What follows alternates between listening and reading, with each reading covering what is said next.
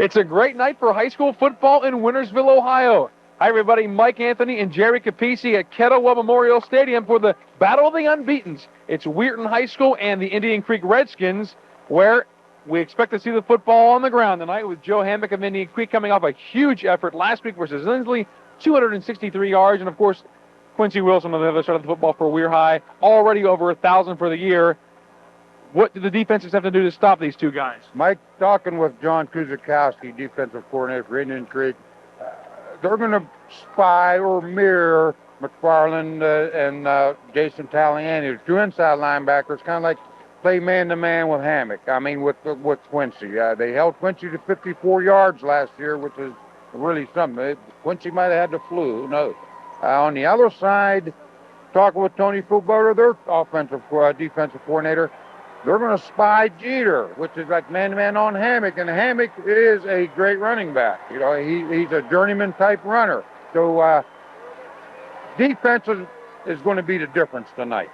And if Weirton is forced to throw, look for Nick Gallardi to put the football in the air, and he has done that. 9 touchdown passes, but more importantly, no interceptions. Can Weir High establish a passing game if Indian Creek stacks the line, Jerry? Like they already have established, and that takes a lot of pressure off of Quincy. You know, people are going to have to defense the pass instead of just loading up on the run completely, and it's helping Quincy along, especially in those lines, yes.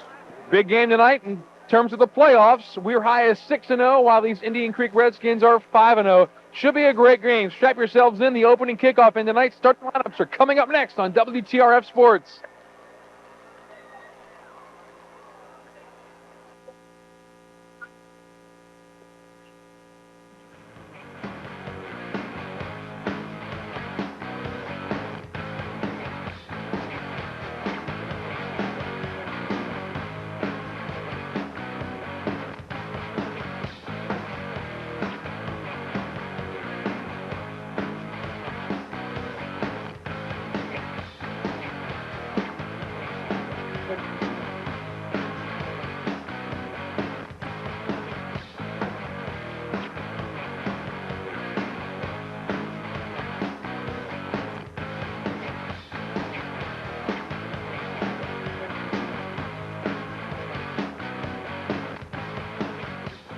Straight ahead.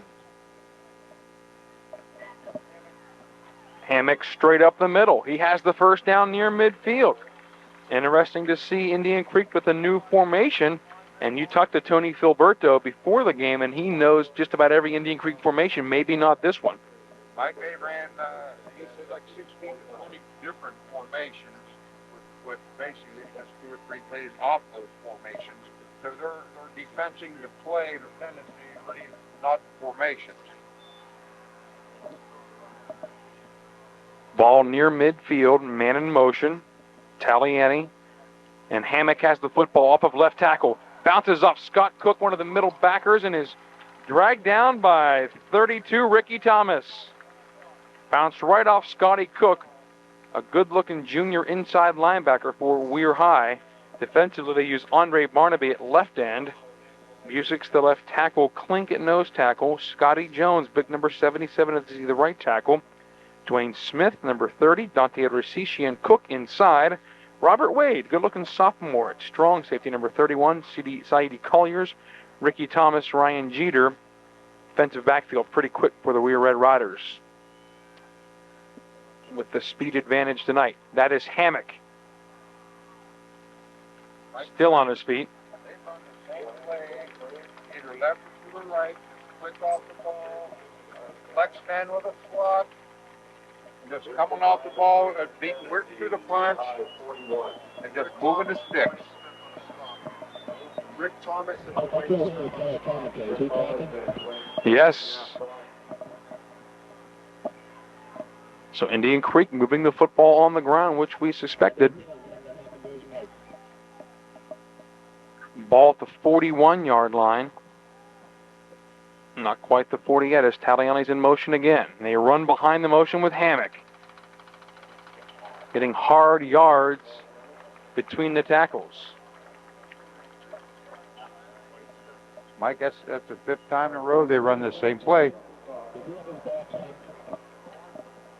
Yes.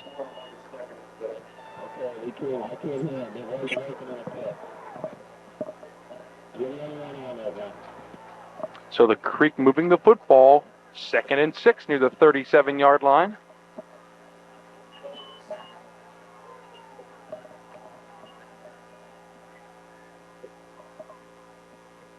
They run the inside handoff to Hammock. And he's stacked up by the Weir High right side. Scott Cook, 14, getting him off the pile. Jeter also stuck his nose in there. Scotty Jones, big number 77 on that right side, standing his ground. Of course, that Indian Creek offensive line is massive over there with Jimmy Mack at 6'7", 290. Or as you like to refer to him as Jimmy Mack Truck. I'm off. 3rd and 5. The Skins will put the football in the air. Shotgun formation, Vanderborn sets and has his man wide open. That's Duncan inside the 25 to the 24 for an Indian Creek first down. So their first pass play is effective, and it's a first down to Vanderborn's favorite receiver. Mike, I was a little flood to the right. Caught Weirton and 8 in the box, cover 3 zone, and they just flooded the zone, and no one was home out in the right flat. Good-looking football play. Colliers is at that outside position, was taken inside. And now, the Creek back to their power formation, and Hammock has some room up the middle. Coughs up the football, and it's still loose at the 15. The Red Riders recover. Joe Hammock had some room up the middle. Weir High recovers. It's Colliers getting up the bottom of the pile with the football. Mike, Indian Creek run their little counter trade, little counter trap back to the right with Hammock. And Tony talked earlier, they wanted to squeeze a gap to knock off the guard. That time, Indian Creek's guard quite didn't get there, and it was a good hit put on Hammock and coughed the ball up. That's a big break for the Red Rider. You've seen Hammock. Sure. Now you'll get a look at Quincy Wilson, senior running back, number 12, a 5'10", 205-pounder, already over 1,000 yards for the year, and coming off a great junior year where he scored 36 touchdowns, already has 20 touchdowns this year. And he bounces off of BB, and Quincy Wilson will gain a couple of yards, if any. He did get, actually he spun forward for about 3 or 4. He was hit simultaneously by BB Hammock and Jason Taliani. The Creek defense, BB, Shruba, Taliani, and McFarland, the middle backers, they are watching Wilson wherever he goes tonight. Yeager is the right tackle. Otto the right end. Hammock plays outside with your favorite man, Andy Yenchchocik, right outside backer. Brian Duncan and Cooper, the corners, and Vanderborn, the safety. Yenchchocik was sick last week, feels better this week, he says. Wilson with a host of blockers. Stacked up as he hits the right corner and pushed back. Mike, you see 11 red jerseys. Indian Creek is very good. You can see the difference between this week and last week between this team. They have a light on their feet, a glint in their eyes.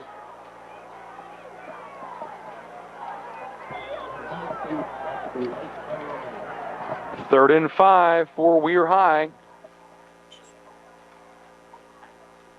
And will they put the football in the air in this end of the field? I guess they do if it should come off the play at it. Full house in the backfield there. Here comes a blitz. Quick toss, Wilson. Cuts it back in. He is hit and down he goes. McFarland got there first. And the Skins stop the Red Riders 3 and out.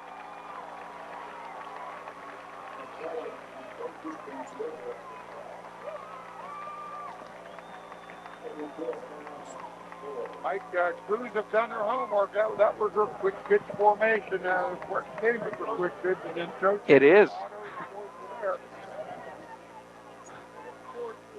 So the Red Riders punting with Kolbanicki. A low kick, end over end. Plenty of room for Hammock if he can pick it up, and he can't.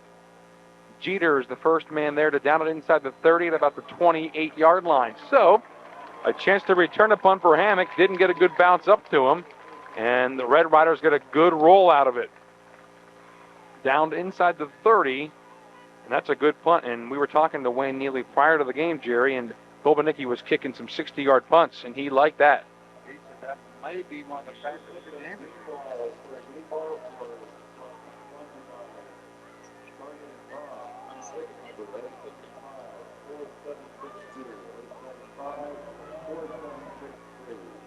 No. Here's Hammock off of right tackle into the secondary. Breaks one tackle and is across the 45 and into the Creek bench. Pushed out of bounds by Andre Barnaby. And it's Saidi Colliers who is down. Ran right through the tackle of 21 Colliers.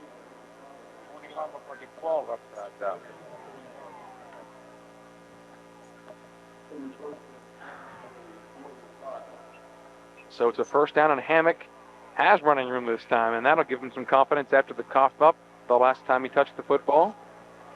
They learned one thing in that league: you cannot arm tackle Hammock.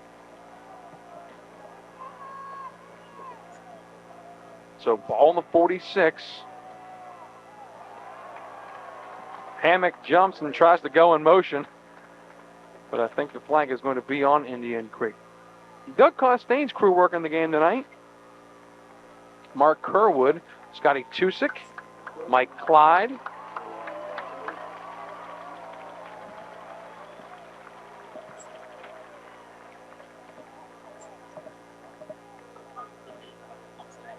Oh, that's going to be against Weir High. They were in first.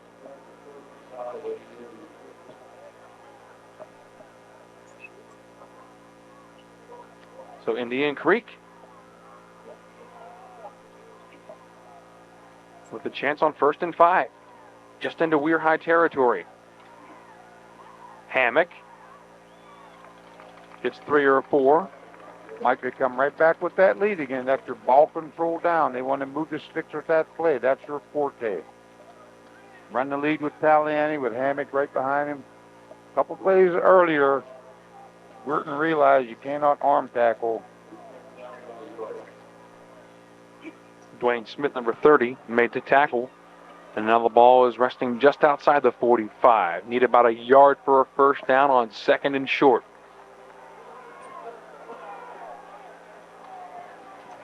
Creek lining up Johnny Shruba in the backfield a little bit, and they run Hammock for a first down. And those are tough yards inside there, Jeremy. We've seen him struggle for 3 or 4. Weirton jumped out of their base 4, and it was in a 5 front that time. Just try to fill the gaps a little bit. But Mr. Hammock moved the sticks again. Again, Mike, that's probably the 7th or 8th time that they just ran that little lead right up the gut or off tackle. We call it either A gap or B gap.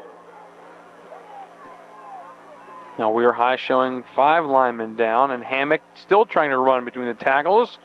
Going to be tough with that defense in there, and we'll see if the Skins make an adjustment to that if they keep running that 5-man front. We saw the Lindsley Cadets stack 6 up there last week, and it gave the Skins some problems, at least in the first half. Well, Joe Hammock ended up with a school record 263 yards, so you may have to get a little more than 8 or 9 in the box to stop this crowd, I think. Ticking down to 4 minutes to go. First quarter from Kettlewell. 2nd and 8 for Indian Creek. We're in an odd man front again defensively. Showing blitz. Jeter is up there, and Hammock runs right through the blitz. Shed the tackle, and Joe Hammock is gone. 42 yards, and he broke some tackles on the way there, and the Creek strikes first. You think Joe Hammock may be the real deal, Mike? Wow. They say this is a game of inches or a game of split seconds. Jeter was in the backfield. A half a step sooner, that play may be a 3-yard loss. Hammock did a nice job. He shook a couple of arm tackles and was gone. Showed a nice burst of speed for a big guy. Looks more like a fullback, but he's running like a tailback. 208-pounder. Brian Duncan doing some adjusting of the lineman. Hammock was in the backfield, and the kick is blocked. Hughes' kick was blocked by Barnaby. A wobbly snap, time a high snap, a slow hold. That's usually what happens in that field. I can't get over the difference, the quickness that Hammock and the Indian Creek offensive line is showing tonight. If there is That was one difference in these teams we talked about, it is the size difference. And that Weirton's got plenty of speed, and they got plenty of big guys, but Indian Creek has, I think, more big guys and a little less speed. And that was one of Coach Sam's concerns this year, was his overall team speed, but they look pretty quick tonight at this point. So Joe Hammock, after a record-setting performance last week, shakes off a fumble and then scores from 42 yards out. Indian Creek strikes first. Back to receive, Quincy Wilson, Saidi Colliers, Ricky Thomas is 32, and Jeter 24. Does it get more deadly than that on a kick return? Colliers, Wilson inside the 15. The Q-Dog, as I call him, with a huge 2,000-yard season last year, only 36 touchdowns, and he has 20 more this year. Here's a short kick. Going to be taken. No, Jeter lets it go. Colliers from just inside the 20. Cuts back. This is what Cy likes to do. Makes some plays. Gets a block from Jeter. And he's across the 30. A slow developing kick return. One of the slowest you'll ever see. Nonetheless, we're high with good field position at around the 33-yard line to start this possession. I'm just curious to see what's going to happen this particular series. I think the Weirton coaches realize now that they have McFarland and Taliani spying on Quincy. Maybe he's going to leave some seams for Jeter and Saidi. Now Collier's a split bottom of your screen. Maybe they're trying to stretch the defense here. Jeter top of the screen. Eye in the backfield. The traditional Weir high set. And Wilson runs behind the fullback and gets 3 or 4 yards on first down. And I know that the Weir high staff likes to see at least some positive yards on first down. Well, actually, Mike, now that play looked quick. Their first series, Weirton, for some reason, maybe looked as though they may have been feeling their way a little bit. That time they were at the line of scrimmage, lickety-split for positive yardage. Got 4, 2nd and 6. This is Ricky Thomas, split bottom of the screen. In that eye with Dante Rasici at fullback. Here's Gallardi, pumping once and going deep down the right side. Has Colliers open. But Colliers would rather hit Duncan than catch the football, it seemed like. Ball overthrown, not a bad ball by Gallardi. Little quick out and up. The free safety for Indian Creek just playing excellent defense that time. He just waited and just slid toward the sideline. Brian Duncan. So 3rd and 6, and now the Red Riders may be forced to throw again. They like to run that counter out of this formation and maybe even a screen. Jeter split bottom. He's locked up with Vanderborn one-on-one. Quincy calling for the screen, and now Gallardi has nowhere to go. Sandwiched between a couple of defenders. Good job. Mike, no, that's my eyes were deceiving me. Indian Creek showed zone in the secondary, but actually they were man. Right before the snap of the ball, they locked on man, which brought a linebacker out. They wanted to dump the ball to Quincy out in the flat, but I think that was McFarland out there to play him there, and they had no one open deep. Now forcing Gallardi to run. On late fills a gap. Kopanicki's kick. Brian Duncan bobbles and recovers at the 33-yard line. Nice heady play by the senior. Bobbled it once and don't make it worse by trying to pick it back up. Good job by the Beaner, as they call him. Number 16, Brian Duncan. So the Creek with momentum, right, Jerry? Oh, on the way. They haven't stopped the lead yet. They're in a little flex stand or to keep the end tight with the wing, and they're just pounding the A and B gap of Weirton right at this time. Weirton showing an odd man front again. Mm-hmm. After he's 7 in the box to stop the run. And here's Hammock bouncing it outside. Barnaby turns it in nicely and hangs on for the tackle. 25, Andre Barnaby. Big tight end, defensive end, 6'4", 210-pound senior. That particular time, Weir seems to have adjusted to Indian Creek's offensive speed. We saw five or six white shirts around the ball that time for a 3-yard gain. That might be the shortest gain of Hammock all evening. Comes that big skin offensive line. Josh Otto now, bottom of your screen with BB in motion. They run right behind it. Taliani's got some running room. And he's near midfield. Ricky Thomas made the touchdown-saving tackle. I like it. They bring the big tight end BB in motion, run right behind the 210-pounder, or actually it's even more than that. Mike, a lot of times that just lulls you to sleep. They just pop the quick trap with Jason Taliani right up the gut. And these are some of the plays that they didn't give away last week versus Lindsley that we're seeing. Plays that they didn't need. Here's Duncan lined up, and now he switches sides. Paul Yates is also in there at the wing. Flags fly. Did they take too long? Or was it an illegal shift? A lot of players were switching around. Actually, Mike, Indian Creek ended up unbalanced to the left. But that means they have more players to the left of the ball than they do to the right of the ball. Procedure on the Skins. Backs them up inside the 45. Now Quincy Wilson playing defense. Dwayne Smith is out of the game, number 30. That's what they told us prior to the game. Tony Filberto, the defensive coordinator, Dwayne Smith, would start at outside linebacker, but they've attacked that left side offensively for Creek. So Wilson's out there, right outside linebacker. Now they're running away from him. Vanderborn's got a man wide open. It's Duncan behind Jeter, and it's just a little bit too long. You saw the closing speed of Jeter because there was actually a lot more distance at the beginning of that play than at the end of the play. Absolutely. Jeter might be, he is one of the best, if not the best, athlete here in the entire valley.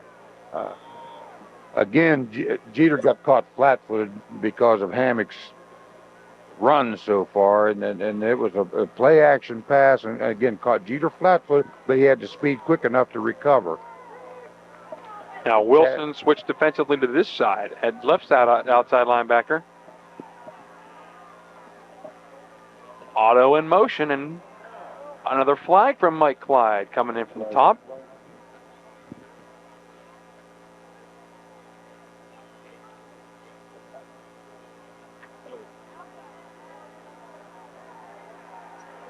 Another penalty on Indian Creek, second one of the drive.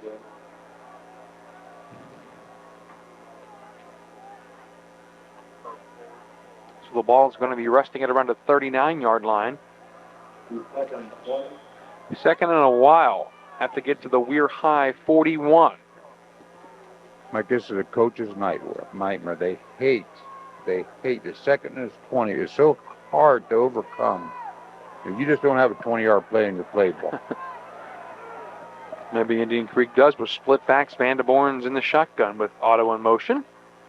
And look at this quarterback draw. Gets to about the 45-yard line. About an 8-yard gain. Chad Vanderborn for a quarterback, Mike, we call him a head snapper. This kid runs hard, and when you go to tackle him, he snaps your head back. He's 6'3", 185. And our boy Dante Ricci, he'll stick his head in there. Dante's been around for a couple years. Been the lead blocker for Wilson the last couple of years now, and he says he loves blocking for Quincy. Wouldn't want to block for anybody else. We've played one quarter in Wintersville at Kettlewell Memorial Stadium.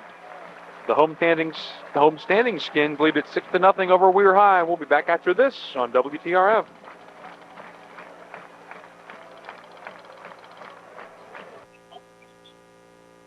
Heilig Myers in Steubenville, part of America's largest furniture retailer, wishes all the best to the Upper Ohio Valley teams and welcomes the opportunity to serve you. Clements Oil Company in New Martinsville wishes the best of luck to all Magnolia High School players and students. Creative Carpets in Wintersville would like to wish the best of luck to all area high school football teams. Good luck from Creative Carpets in Wintersville.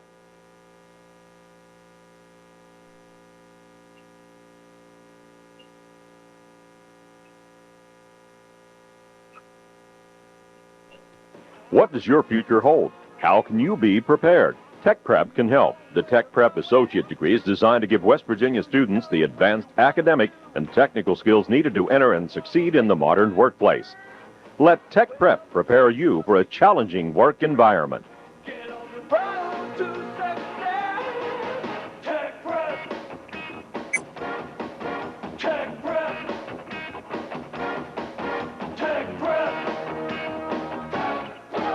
Playing the fun songs you can sing along with on Oldies 106. Come on, come on, let me show you where it's at. Come on, come on, let me show you. Oh, come on, let me show you where it's at. I said the name of the place is I like it like that. Come on, come on, let me show you where it's at. Come on, let me show you where it's at. I wanna show The new Oldies 106.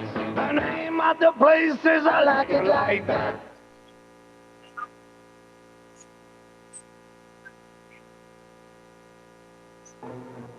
Don't panic. Whatever you lost, whatever you need, you'll find it at the Center of Music and Art. You can find reeds, instruments, flip folders, sheet music, mouthpieces. I had 2 major shoulder surgeries in the big city. After finding both of them to be unsuccessful, I decided to stay locally with Dr. Capito. It's the best thing I ever did. Look out, John Elway. There's only one play I'd call for a sports injury.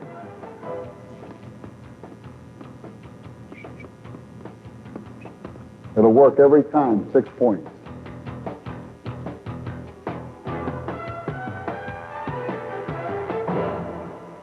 Lotimus Communications, because friends and family are only a page away. Lotimus Communications, Wheeling, Weirton, Steubenville, and the Ohio Valley Mall. With Lotimus Communications, you'll never miss a call again.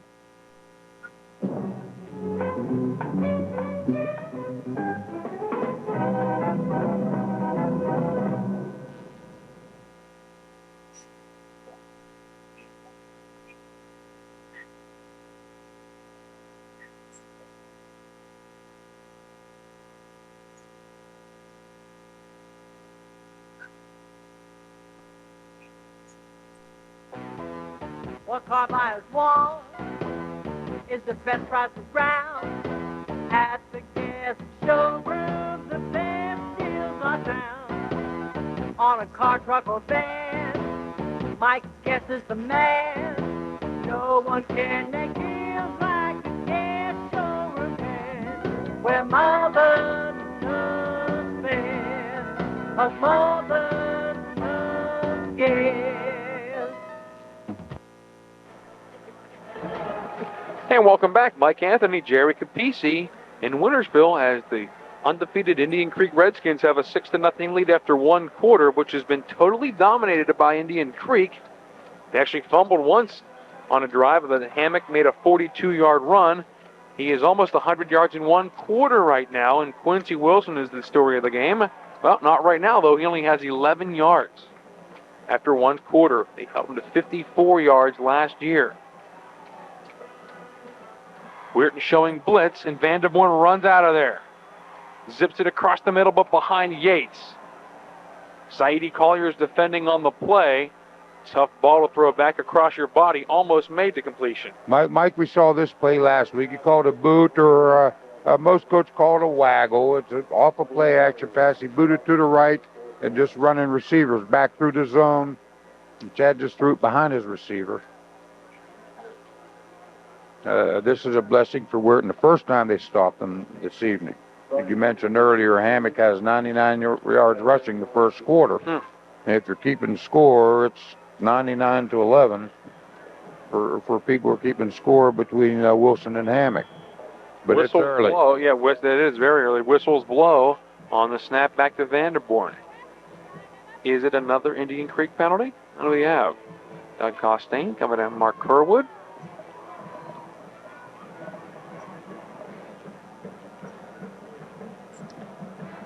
No jokes, as you can't see Costain behind Mr. Kerwood there. And now we're ready. Vanderborn, the punter. He'll kick this from about the 35. Jeter is deep. Some pressure. Good kick. Jeter's going to let it hit. And it bounces inside the 20. Surprised Jeter didn't come try to make a play on that. Looks tentative for a game breaker. Rule of thumb is if you're a punt returner, never let the ball hit the ground. You can fair catch it, or you're going to catch it and try for the return. And I'm surprised, knowing Ryan Jeter, knowing he loves to make plays. He's the type of kid who can give you very good field position in a hurry, Mike. Not great for Weir High, starting inside their own 20. Here comes Nick Ghilardi, senior quarterback in his first year as the starter, 6'2", 175. It's for a confidence booster. We're going to have to do something this drive, I think, Mike. They're going to have to move the sticks a couple times to gain some confidence back because they're a good football team. It's the eye and a quick pitch. Rasici leading Wilson, but Wilson runs away from him. Turns it back up the field, gets about 5 yards. Rasici went all the way outside and was hoping that Wilson followed him. He's just planting, going north and south. That's a +5, 2nd and 5. Wilson's the type of kid, you might give 5, get 5, all of a sudden, Mike, he's gone for 80. And Weirton has done a nice job on first down. They've gotten 4 or 5, even 6 on their first 3 possessions so far. It's your ball control down, 3rd down is what has been their nemesis so far. Split backs behind Ghilardi. Barnaby's the tight end to the right. Flags fly as big number 64, Anthony D'Alessio, the right tackle, moved ahead of the snap. See, again, here we go. Illegal. So now, Mike, now they're back to 2nd and 10. And that's 5 yards. It's just so important. It's so hard to make up. But Quincy can do it in a hurry, but he needs some running lanes.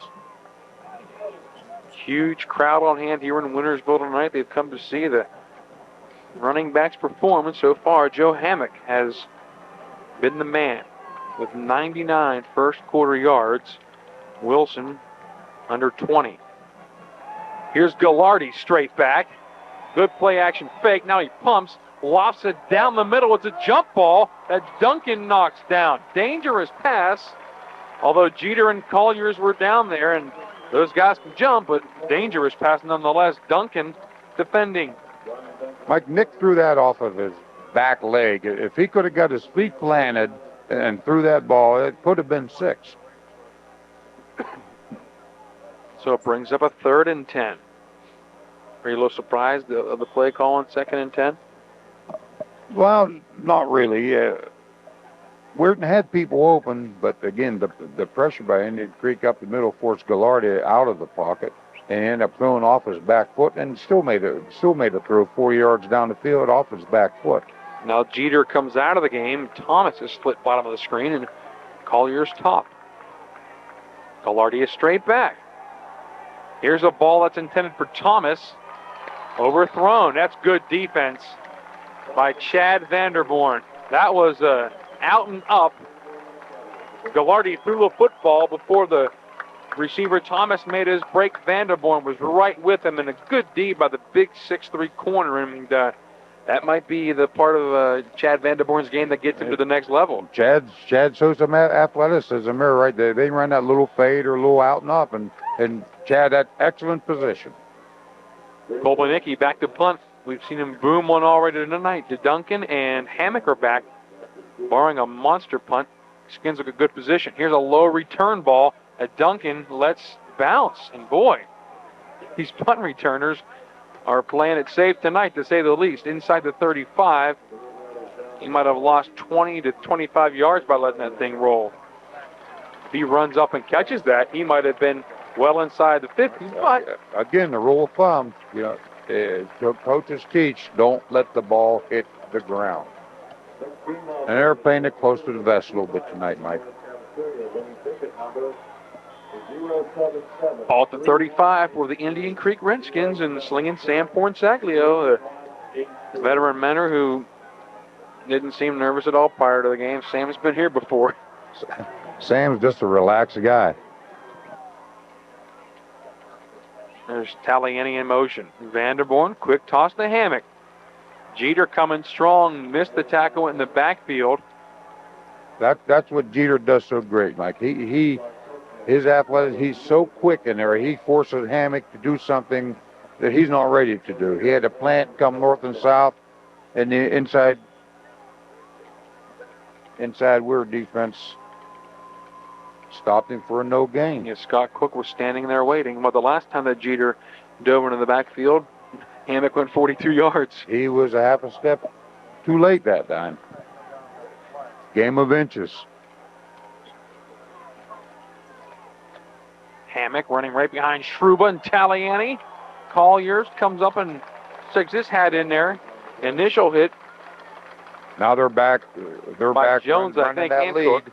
Yeah. Boy, I like that play when they put Shruba on that right side and Taliani right behind him. Some big boys coming at you. Mike, John Shruba, 6 foot, 295 pounds. He moves pretty good for that size. Taliani at 220. And don't forget the tight end, Jordan Beebe, 6'3", 250. And they just call that smash mouth football. And Andre Barnaby is the left end on that side to take the recipient of some of those blows. Here's Vanderborn on the keeper. Good tackle by Cook. Scott Cook made the tackle there because that thing was going a long way if he gets through that double team. It's a good mix-up with Sam now. You know, they're running the power. Now they fake it up in there. They pop it out with Chad, and he's stepping around the corner. They picked it up in there. Ball's near midfield. 1st and 10 at the 50 for Indian Creek. Taliani in motion to the right. Vanderborn brings that handoff. Counter, and Quincy Wilson stayed at home. They just think if Quincy doesn't stay at home, John Hammock's in the end zone, Mike. He was the only guy left. That's that counter tray or that little delayed counter trap that Indian Creek loves to run. We saw that 5 or 6 times last week versus Lindsley. So the two main men get together there as Hammock was tackled by Wilson. Well, this was their option formation last week. They haven't shown option yet. A little sprint out with their flood. Duncan's open in the curl route. The pass is near Duncan and off his hands. I don't think Vanderborn saw Duncan come down and turn back around the 40-yard line. And the smart receiver that Duncan is, he got 5 yards past the first down marker to the 35, came back to the 40. I don't think Vanderborn saw him. He waited too long. He had pass was high. Had Duncan early. He's coming out. A lot of times on the flood, a lot of times the quarterback has to throw on the run. So it's 3rd and 7. But in defensive Chad, he was pressured pretty good by the Weirton defense that time. I mean, coming up there was, I don't know if Andre was there. I didn't get the number, Mike. I think we have an equipment problem on the far side. Scotty Cook, number 14, is over there being attended to on the Weirton sideline. Can't tell if they're working on maybe a contact or something up near his face or an equipment problem. Costain is over there, the official, talking to Danny Rivera. Mike, he's one of their top linebackers. They really can't afford to lose Scott Cook for a while. And now Weirton burns a timeout. So we'll take a timeout with them. 8:02 to play, second quarter in Wintersville. 6-0. Indian Creek has the lead over unbeaten Weirton. We'll be back.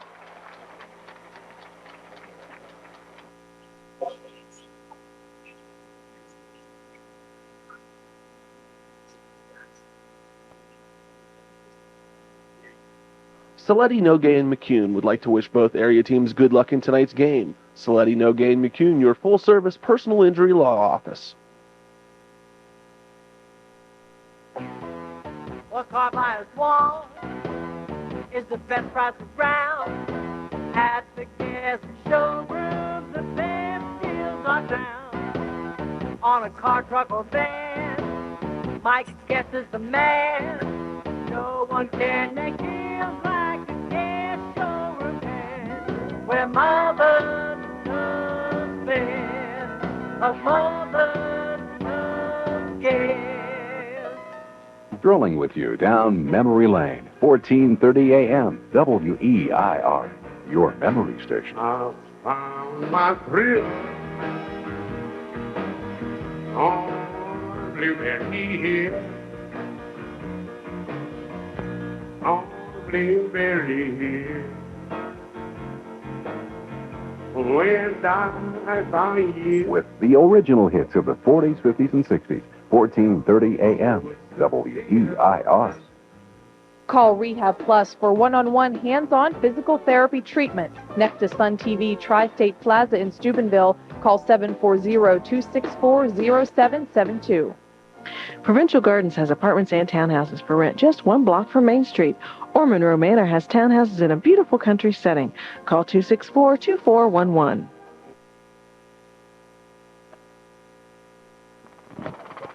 Welcome back. We are set for action as Indian Creek has to take over on a 3rd and 6 from the Weir High 46. Now Duncan is going wide toward the Weirton bench. Yates is even going wider. Duncan a lot. Taliani and Hammock in the backfield. Weirton in their 5 defense. Here's Hammock. Brought down by Klink. Much better defense by the Riders that time, Mike. They tried to spread that side of the field and run off that tackle. They ran twins that side. Actually, they were unbalanced, but Weirton shaded that way and angled that way. So they were starting to move toward the formation. And that particular time with penetration, finally stopped the play that has been killing them, that little lead. Brandon Klink, the 210-pound nose tackle, was there. So that forces Chad Vanderborn the punt. Although they're in what might be considered a fake territory. No, instead they punt him down in there.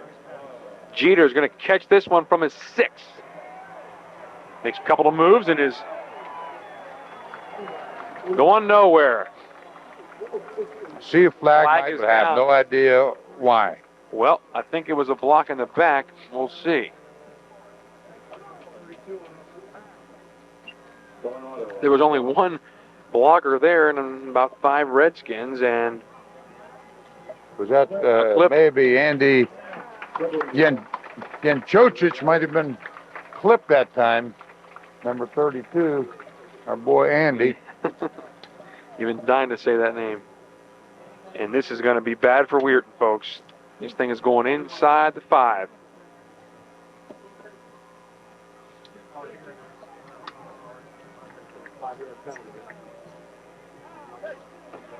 So with the ball resting at the 5, Weir High is in deep trouble. Mike, that's the last thing Weirton needed. If they ain't good out of this, they have the whole field to work with. I love how you coaches think everything is optimistic. Wilson stacked up at the line. Taliani hit at number 34. Jason Taliani, he's one of the mirrors. Him and McFarland on Quincy tonight. But Quincy's close to breaking one, Mike. He's one man away. The only problem with Indian Creek's 4 defense is hard to block the linebackers because the down people keep the guards in the ends off the linebackers, and that's the beauty of that defense. And they have 2 good linebackers who will scrape to the hole. And with Yeager and Struba and Beebe up front.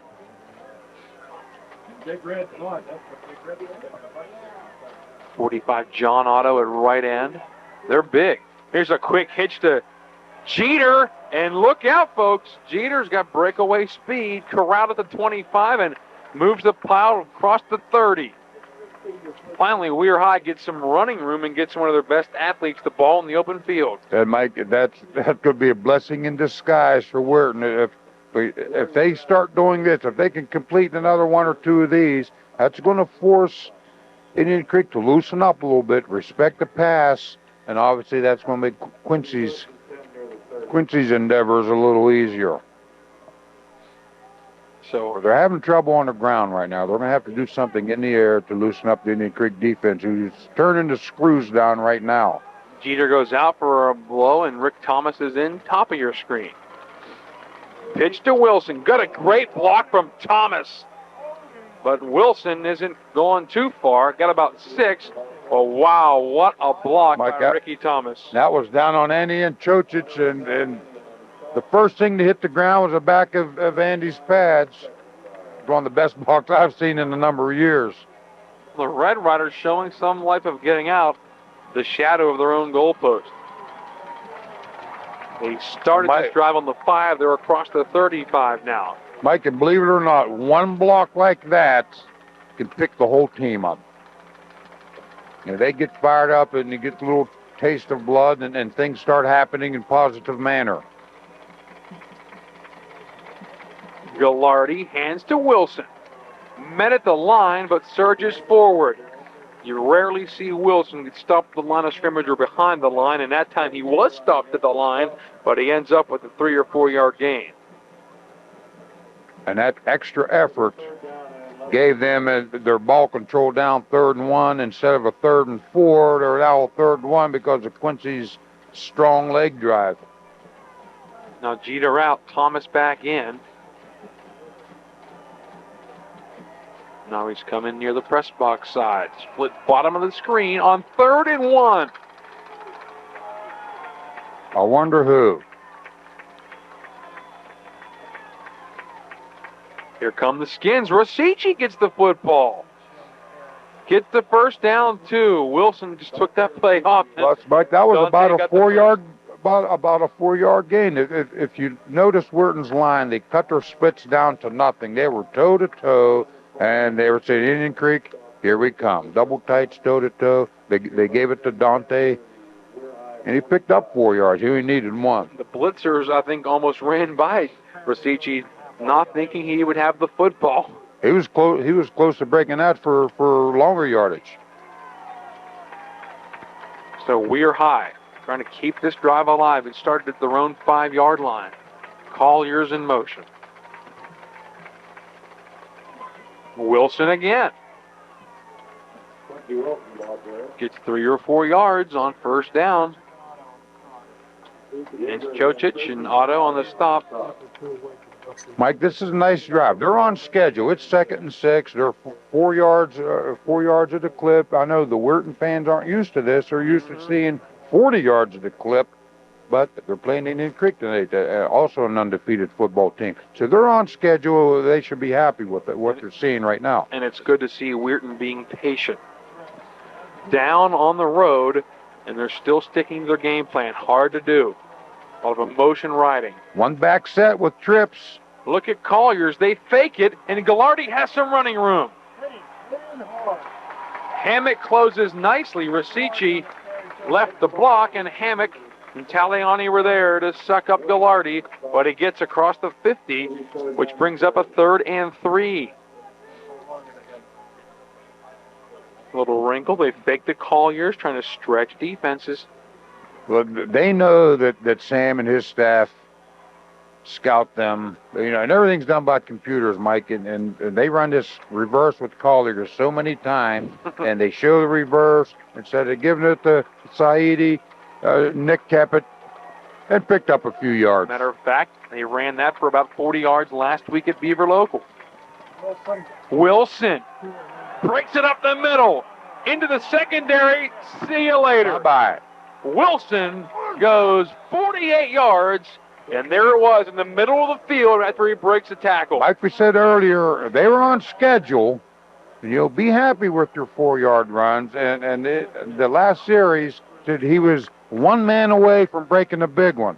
And it finally happened. The 1 man wasn't there that time, and he broke the big one for the touch. That explosion in the middle looked better than any of his runs. That was a quick hit, bounce, and then go. That was a big-time run, Mike. Once he gets in the secondary, he is so dangerous. Did you see him outrun everybody to the end zone? Good looking play as Kolbanicki adds the point after, which gives Weir High the lead. Second quarter. And this has been everything as advertised. Joe Hammock with nearly 100 yards in the first quarter alone. He scored a 42-yard touchdown run, and then Quincy Wilson did a little bit better, 48 yards, and with the point after, it's 7-6 Weirton. We'll step aside and come back. 2:21 to play in the second quarter. You're watching Weir High and Indian Creek, WTRF Game of the Week.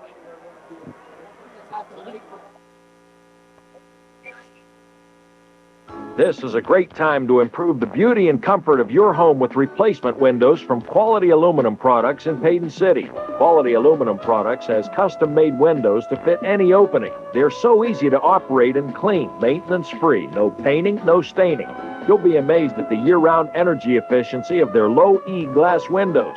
Quality Aluminum Products is also an Alcoa Building Products distributor. Quality Aluminum of Payton City, the name you can trust in home improvements.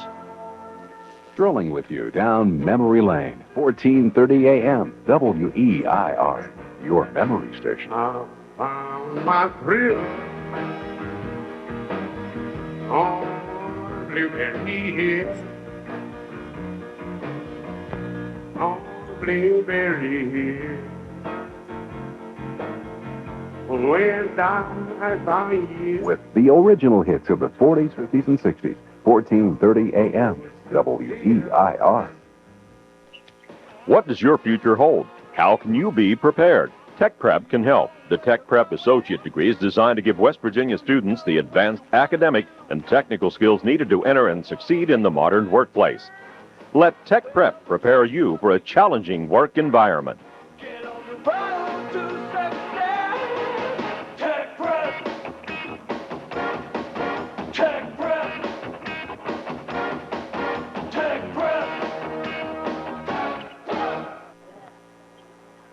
Welcome back, capacity crowd at Kettlewell Memorial. They're seeing a good one. Two great running backs in the Ohio Valley, and they've done everything they can so far to make this crowd happy. Joe Hammock's over 100 yards, and Quincy Wilson's nearing 80 already in the first half. Cooper fumbles the football inside the 10, picks it up, gets a block from Duncan, loses the football. I think Indian Creek is back on top of it. Ooh. It's a worse starting position for Indian Creek this evening, Mike. Actually, they're inside the 20. They've been getting the ball near midfield all evening. Nearly disaster, let alone the worst field position to start. Getting back to Quincy's run real quick, nothing was fancy. Just that same lead, they're just standing. It's like a heavyweight boxing match, Mike. They're just standing there, just punching each other in the mouth, and the last one standing is going to win. And I don't look for Indian Creek to change at all. You know, they've been successful in what they're doing. You get nothing but the best, Jerry Capisi analysis. 2:12 to play in the first half. Back to Hammock, carrying bodies. But he gets almost 8 on first down, 7 or 8. And they're right on schedule, even ahead of schedule. If you're second and less than 5, the advantage is to the offense, and they're second and 4. Ball Again, right nothing fancy. And that's what Sam was saying before the game. Aren't we boring? Boring, but they win. Isn't that how Miami beat Pittsburgh earlier in the year? Here's Hammock. Bouncing off the back of one of his tacklers, or one of his own blockers, and then cutting it up the middle for a first down. They run the same exact play. Mike, that's probably about the 12th time that they've ran that play this evening. And we'll probably see it another 20 times before this game's over with. Now Sam wants timeout. Indian Creek takes time. Redskins down 7-6. Indian Creek's been pretty impressive this year. West Muskingum was the first victim on week 1, 28-7. Buckeye local, they shut out 13-0, and you saw what Buckeye did to Brook last week. Campbell Memorial wasn't a match. Beaver a 30-0 blanking, and 35-0 last week. So that touchdown marks the first touchdown scored against this defense in 3 weeks. Well, I didn't realize that, Mike. I know they had the blanking last week, but I didn't realize they had goose eggs on the board for 3 weeks. 30-0 versus Beaver on the 25th. Well, Weir High is coming off a win over Beaver, 47-6, 54-14 over DC Coolidge. And then the 35-18 blasting of Brook. Hard to believe Weir High has already beaten Wheeling Park and Brook. And they're trying to take down another heavyweight tonight. 1st and 10. Hammock's got it. And he'll get about 4 on 1st down again. Again, Indian Creek's on schedule. Sam says, aren't we boring? But then again, Sam also says, I'm not here to please the kids. They have to please me. He said, if we're going to win, this is what we're going to do. And by God, he's doing it.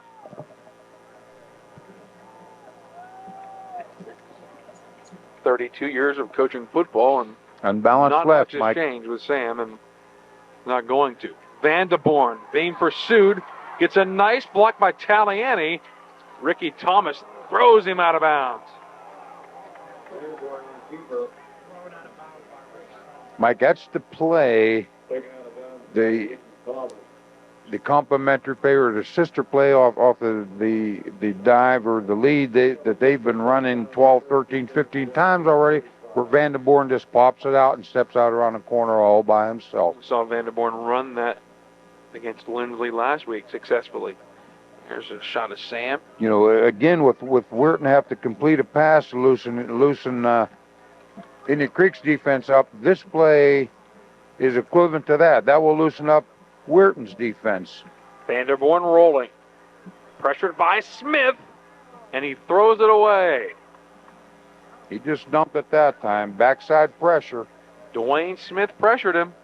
Smith had a big sack last week at Beaver Local, and the staff loves this kid. Dwayne Smith, 5'9" senior. They say is all over the field. And there's a look at your good buddy Tony Filberto, to the left of the screen there. We saw Tony's son tonight here home from college for an evening, W&J player, getting some PT time as a freshman. And so is Chad Adams. And Chad Adams is friend of his. starting, I believe. Chad played at Lindley last year. And they're in the conference finals tomorrow, conference championship game tomorrow. Good to see the kids come back and watch the high school teams play. 2nd and 10. Under a minute to play in the half. We're showing blitz. Backs off. Hammock still has it. Wilson lays a lick late after a host of Red Riders were there. 38 and 37. Time ticking away on the Skins. In the first half, they are down. When's the last time they were trailing in a game? I don't think this year. It had to be sometime last year. Yep. Mike, you can see Weirton's defense starting to gain some confidence there. They're starting to turn the screw down themselves. I think they're adjusting to the size of Indian Creek's offensive line and realizing they're a little quicker than what they thought they were. This might be the last play, under 10 seconds. Duncan coming towards you in motion. Van der Born straight up the middle. Good tackle by Cook. The inside backer stayed home. And that will be it. So, can Indian Creek respond to being behind for the first time this year and being scored on for the first time in a couple of weeks? The Weir High Red Riders lead by a point after touchdown by Greg Kobanicki. Boy, wouldn't that be interesting if that stood up? We've reached halftime. Quincy Wilson has scored. Joe Hammock has scored for Indian Creek. We knew they were going to be the featured backs, and they've gotten into the end zone once apiece. The only difference is that extra point. Halftime. Weir High 7. Hold that thought. We'll get some halftime comments in a minute. Right after this, it's 7-6 Weirton on WTRF's Game of the Week.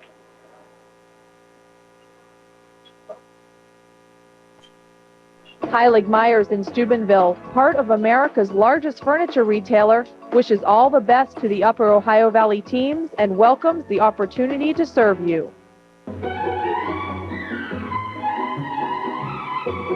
The Center of Music and Art, your supply center for all your band instruments and accessories. When one person in Weirton Steel gets hurt, it's not just one person. It wasn't just me that got hurt. It was my family that suffered, my co-workers. We shorted a man, and that put a strain on them and their family. We need to make sure that we follow our safety policies. As a supervisor, it's my job to see that the policies are followed, but safety is everybody's responsibility. Clements Oil Company in New Martinsville wishes the best of luck to all Magnolia High School players and students.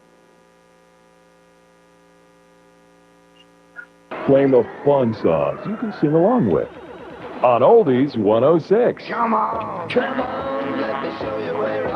Come on, let me show you. Oh, come on, let me show you where it's at. I said the name of the place is I like it like that. Come on, let me show you where it is. Come on, let me show you. Oh, I want to show The new Oldies 106. the name of the place is I like it like that.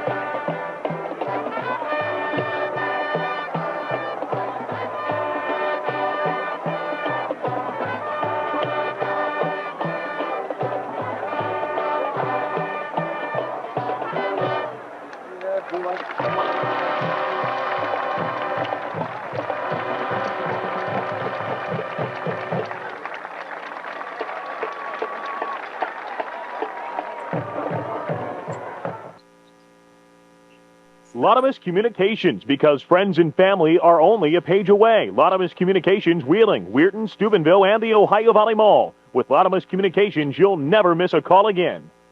Saletti, Nogay, and McCune would like to wish both area teams good luck in tonight's game. Saletti, Nogay, and McCune, your full-service personal injury law office.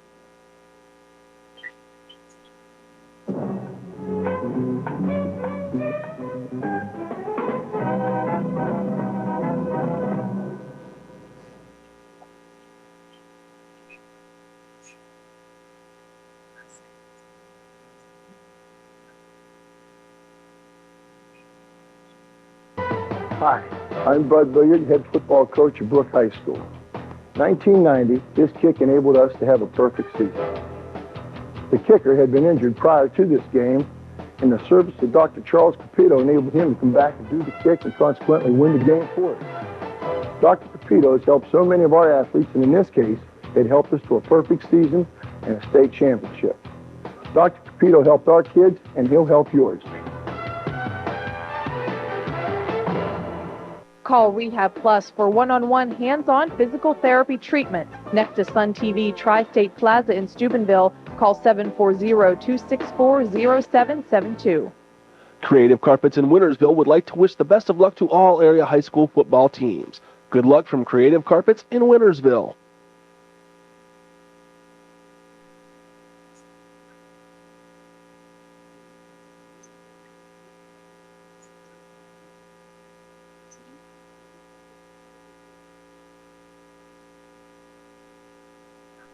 Provincial Gardens has apartments and townhouses for rent just one block from Main Street. Or Monroe Manor has townhouses in a beautiful country setting. Call 264-2411.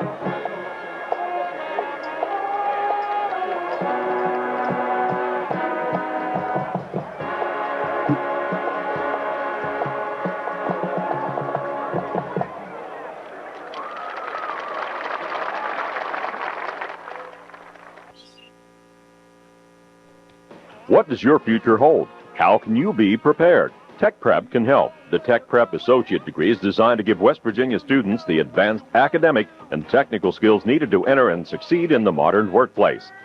Let Tech Prep prepare you for a challenging work environment.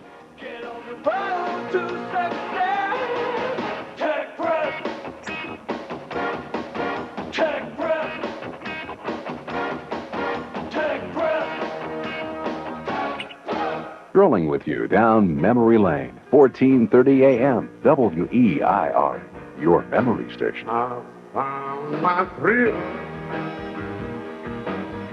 on Blueberry Hill. On Blueberry Hill. When I found you. With the original hits of the 40s, 50s, and 60s, 1430 AM, WEIR. What car buyers want is the best price around. At the gas showroom, the best deals are found. On a car, truck, or van, Mike Guess is the man. No one can make deals like the gas showroom can. Where mother knows best, a mother knows gas. And welcome back to Wintersville at Kettlewell Memorial as the captains get set to meet at midfield.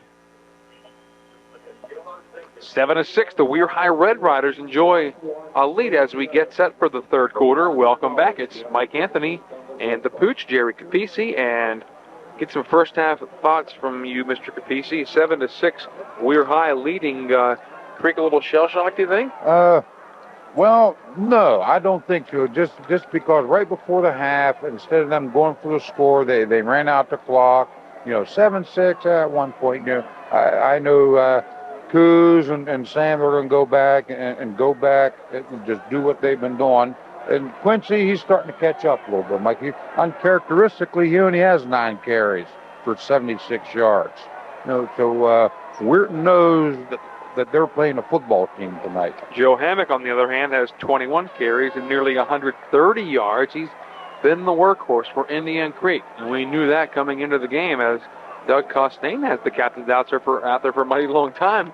Probably saying, hey, hard-hitting first half, let's keep it clean, but still be a hard-fought second half. This is going to be a good ending on a good football game so far. And you're right there, Mike, a hard-hitting first half. We alluded to earlier that like a heavyweight boxing match. They're just standing out there toe-to-toe, just smacking each other around. And they're just playing hard, smash-mouth football. Talked to one of the assistants for the Creek, John Redden, as he walked by the press box here, and he said, boy, we let him go once, and, Quincy goes 48 yards, and that's Weirton's touchdown. And they let him go. I don't think they meant to let him go. I understand. Kind of like, Quincy got loose on his own. They said they might make some adjustments in the defensive secondary. See what the Creek has in mind as we get set to start the third quarter. Hughes will kick off for the Skins, and back deep are two of the most entertaining kick returners around, Colliers and Wilson at around 10. And if it's short, Thomas and Jeter. It'll be short. And down is Robert Wade at around the 34-yard line, number 31.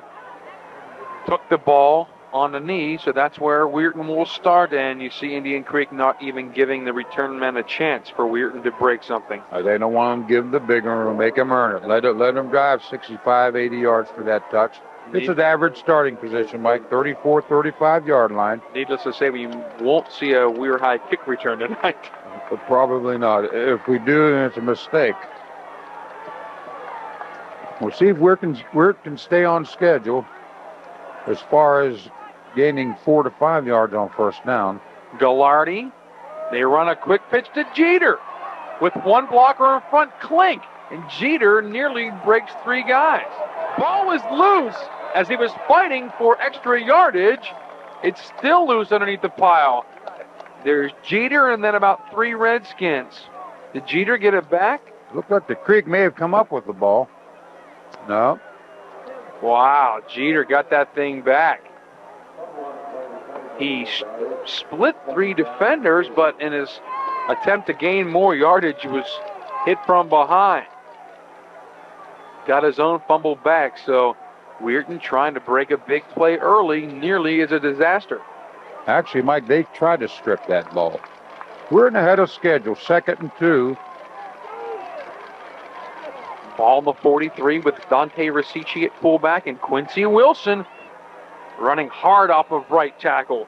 Behind that big offensive line, Anthony DeLacio, the 240-pound right tackle, and Busick, the 225-pound right guard. And Busick's been a force on that line for 3 years. Busick is only a junior, and he plays like a senior. Get some action as a freshman and played a lot last year. Number 52 is Busick. Klink has been a mainstay at center for Wayne Neely in his 7th year at Weir High, and this is Ricci struggling and stood up. A late hit will be called on McFarland as he took a shot at Ricci. Yeager was on the bottom of that pile. Mike, I missed the tail end of that. I think to the head. I think he led with the head to the head. Helmet to helmet is a major 15-yarder. Doug Costain not letting this one get out of hand, as that one will be big. That was a lead tackle with the head and to the head of Ricci, and they're not going to let that happen. That's that spearing rule that was adopted about 14 years ago nationally. So here we go. 1st and 10. Ball on the 36. Wilson up the middle. Can he keep his feet? Yes! And he's gone 36 yards. Wow. Unbelievable, Michael. He got through the initial line quickly and put that left hand down and was gone. Is that great balance or what? Michael, a normal back is down with an 8-yard gain. Quincy Wilson turned it into a 36-yard touchdown run. The son of the former NFL great Otis Wilson from the Chicago Bears is gone for his 2nd touchdown. Kulbanicki's point after. Did he pull that one? Sure did. That's a lot like my 9-irons, and it's off to the right. 13-6, Weir High, 3rd quarter. Mike, he kicked that right into the Porta-Johns. That's a big play. Weirton needed that point. That puts a lot of pressure on Indian Creek if the score is 14-6 as opposed to 13-6. So Weir High takes advantage of a personal foul 15-yarder. And then on the first play, Quincy Wilson breaks up the middle. I think that play started over right tackle, and he turned it back inside. He just bounced right up the gut, Mike. You can see that Weirton has seemed to adjusted to Indian Creek's speed on defense. The first 2 or 3 series, they were just, their vision has to catch up with their speed. And it takes a while, and you can see them catching up now. And plus, Weirton isn't running anything that's taken any time because of Indian Creek's aggressive. They're running straight at him. So Wilson and Hammock well over 100 yards each. And we have 10 minutes to play in the 3rd quarter. This will be Brian Duncan near the sideline at about the 11. He has a seam, Mike, and it closed. But he's tackled by Ryan Lester, the 6'3 senior. Number 15 was there first. Also Kevin Cox, 33, getting up the bottom of the pile. So here comes Indian Creek, faced with the notion that they're down. Ball on their own 30, and they trail by a touchdown now. Mike, I don't think Sam is going to panic. They've been on schedule. They've been 2nd and 5 or less most of the evening, and they need to stay with what they can do. And here comes the Skins offense back out for the first time in this 3rd quarter as the big Mack truck moves over to play right tackle. They run right behind him. Look at this hole. Colliers turns that play back in, and good thing he did. Jeter made the stop, but credit Saidi Colliers, number 21, for at least a half a stop there, because if he lets that thing get outside, Hammock is gone. Mike, at that time we saw big Jim Mack, 6'7", 290, come from the left to the right. They ended up with 2 tackles, a guard, inside tackle, outside tackle, tight end. They were unbalanced right and ran the lead that way and caught Weirton in the midst of trying to adjust to the unbalanced formation. That was almost unfair when you put the big Matt truck on the right side, and they moved Schruba over now. They're same play, but unbalanced left. Bounces off his own guy. He gets stood up at the 45. He gets across to about the 46. Have you ever seen an offensive line quite this huge in the Ohio Valley? I mean, they moved the tight end's 250, and when they moved Mack over right next to him, you got some big beef coming at you out there. Mike, that was the same play to the left. They went unbalanced left. They moved Big John Schruba over there, 6', 295, and that's who Hammock bounced off of. And I don't know if he bounced to the left on purpose, but he ended up running back to the left. Now Otto comes to play the tight end to the right side. Now Schruba moves over again, and Mack's over there with him. Unbalanced left, and they run right. Hammock gets met by Jeter. But that's Taliani, the ball carrier. The fullback, they changed it up. Forgive me, but that's Taliani hadn't had many carries tonight. No, he got his, well, same as Dante Resicha. They get their token carries, and, you know, these are tailback-oriented offenses, Mike. But that time, Weirton adjusted to the unbalance, and they ran back to the short side. Now, Yates, bottom of your screen. There goes Schruba over there again. Otto's the tight end to the left. They run to the weak side. Hammock met by Jeter, and Barnaby cleaned it up. Jeter's hitting people out there now. 24 is coming up, and it looked like he was a little passive early in the game, not fielding a punt. And or these last 2 plays, he's going for the knockout punch, Mike. Again, unbalanced again to the left. They run back to the short side. So the Weirton is adjusting to the unbalanced.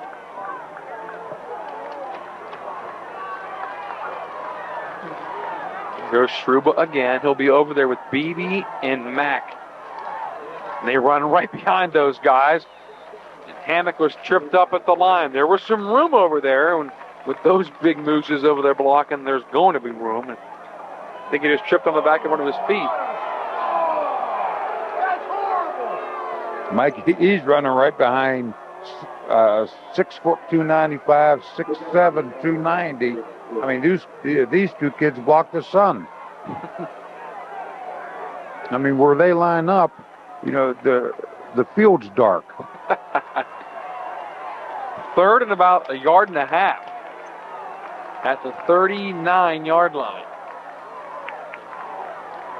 Hammock hit in the backfield and pushed back. You don't see that often, but Klink got penetration from the nose tackle position and made the stop on Hammock, short of the first down. Mike, I like what Tony's doing right now defensively. They're going, Indian Creek's going unbalanced, and what they want to do is uncover their guards, slide the whole defense down. Weirton's not doing that. They're keeping Indian Creek's guards covered with down people and mirroring Schruba and Mack, who's adjusting with someone else and keeping the guards covered. The fans want Sam to go, and he is. 4th and 1, and now they shift out of the shotgun back to a more normal set. Vanderborn going to keep it himself.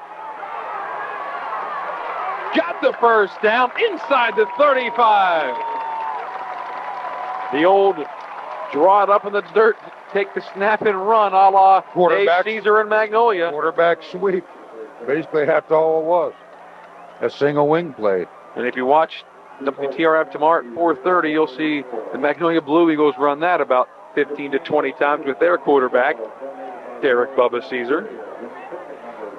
He can carry the mail, that's for sure.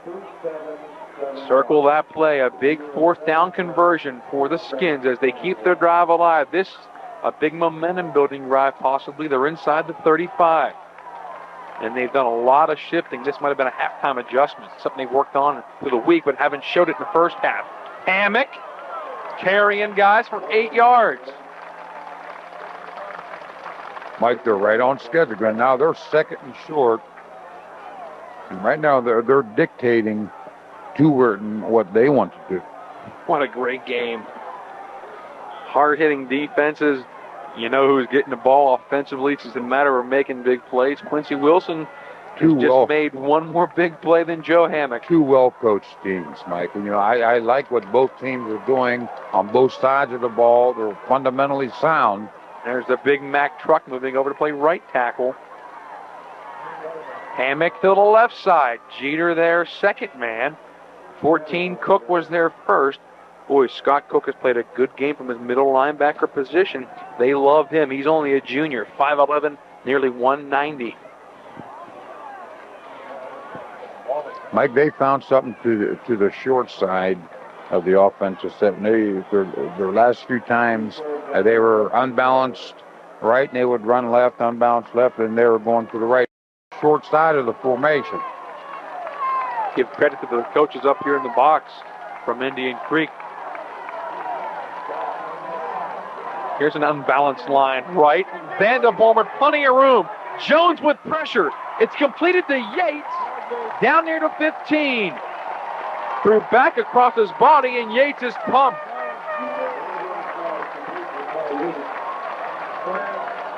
And so if they're not going to have success running the football, they're going to throw those quick ones. Well, Mike, early he had someone in the end zone. I'm not sure if that was Beebe or not, but they had someone run right by Weirton's secondary, and Chad just didn't have his head up and wasn't ready to throw. End up throwing under coverage for the completion. Ball on the 15, so there could still be another first down at the 5. First and 10 for the Skins. Look at that power formation. Wow. Think Double they're going to run tight swing. Taliani dances in there and runs right behind Shruba. The Weirton defense, man on man, taking some angles, letting the linebackers come up in. Mike, they'll take the score on one of these two plays here, but what they want now is keep the ball in the middle field a little bit and get the first down at or inside the 5. This right now is the Indian Creek's advantage. They're not at a point where they're first and goal. They can end up first and goal inside the 5. Got 2 yards on first down. BB is the tight end to the top of the screen. Shruba in motion. Hammock. Still not down. Inside the 5. It'll be first and goal, Skins. Well, Mike, that's a play that they opened the game up with the flex end, with the tight slot. Motion to the slot side and just run the lead with Hammock right behind Jason Taliani. And they picked up the first. Get the sense that the Skins are wearing down Weirton at this point. Near the end of the third quarter, Weirton leading 13-6. Indian Creek first and goal at the 4. Full house backfield. It's Hammock left side. Nothing doing that time, Michael. I think Scotty Jones was in on that. Busick was there too. Nate Yeager made the initial. Oh, I'm sorry. I hope Yeager didn't make the stop. He's playing for the wrong team.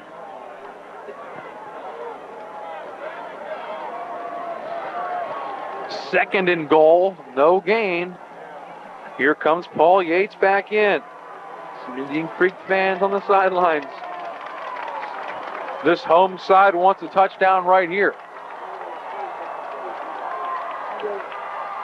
Joe Hammock. Did he get in? No.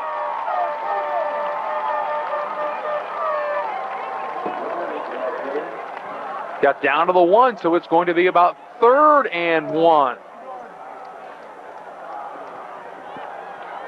Maybe a yard and a half to go You got to figure it'll take 2 plays. There you see the football, and there's the goal line. Mike, I think one of these 2 plays here, Jason Vandenborn is going to keep the ball and step out around the corner. I was looking for that on that play. I was making sure I didn't lose the quarterback. Feeding Hammock. And I look for him to pop it out and step around the corner. Because if they don't make it on this play, they could always run the ball again next. Watch for Vandenborn here. They're going to throw the ball. Yates is open, and the ball is just underthrown a bit. Paul Yates had the ball hit off his hands. He was standing there wide open and had you adjustable low ball down to his left. Like it's decision time now. Are they going to go for a score or put 3 up on the board? They surprised just about everybody in the building with that play. So 4th and goal from just outside the 1. They've already converted 1 4th down on this drive. But this is indeed the bigger 4th down.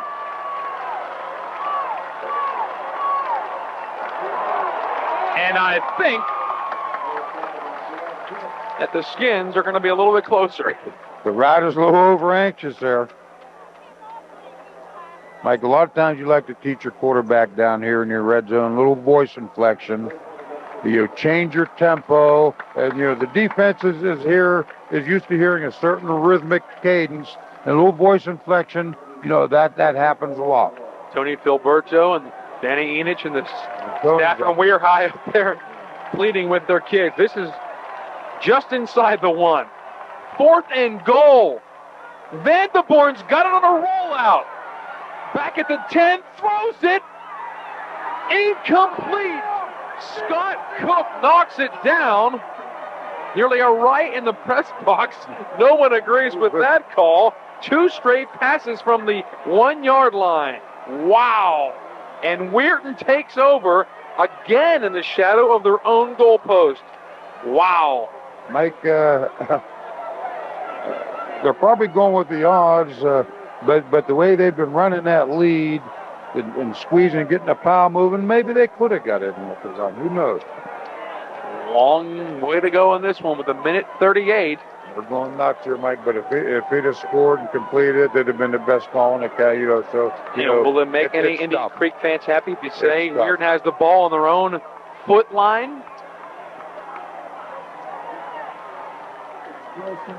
Quincy Wilson trying to power his way out of there. Got about 3. Boy, he was met helmet to helmet. And there's some cracking going on in that play.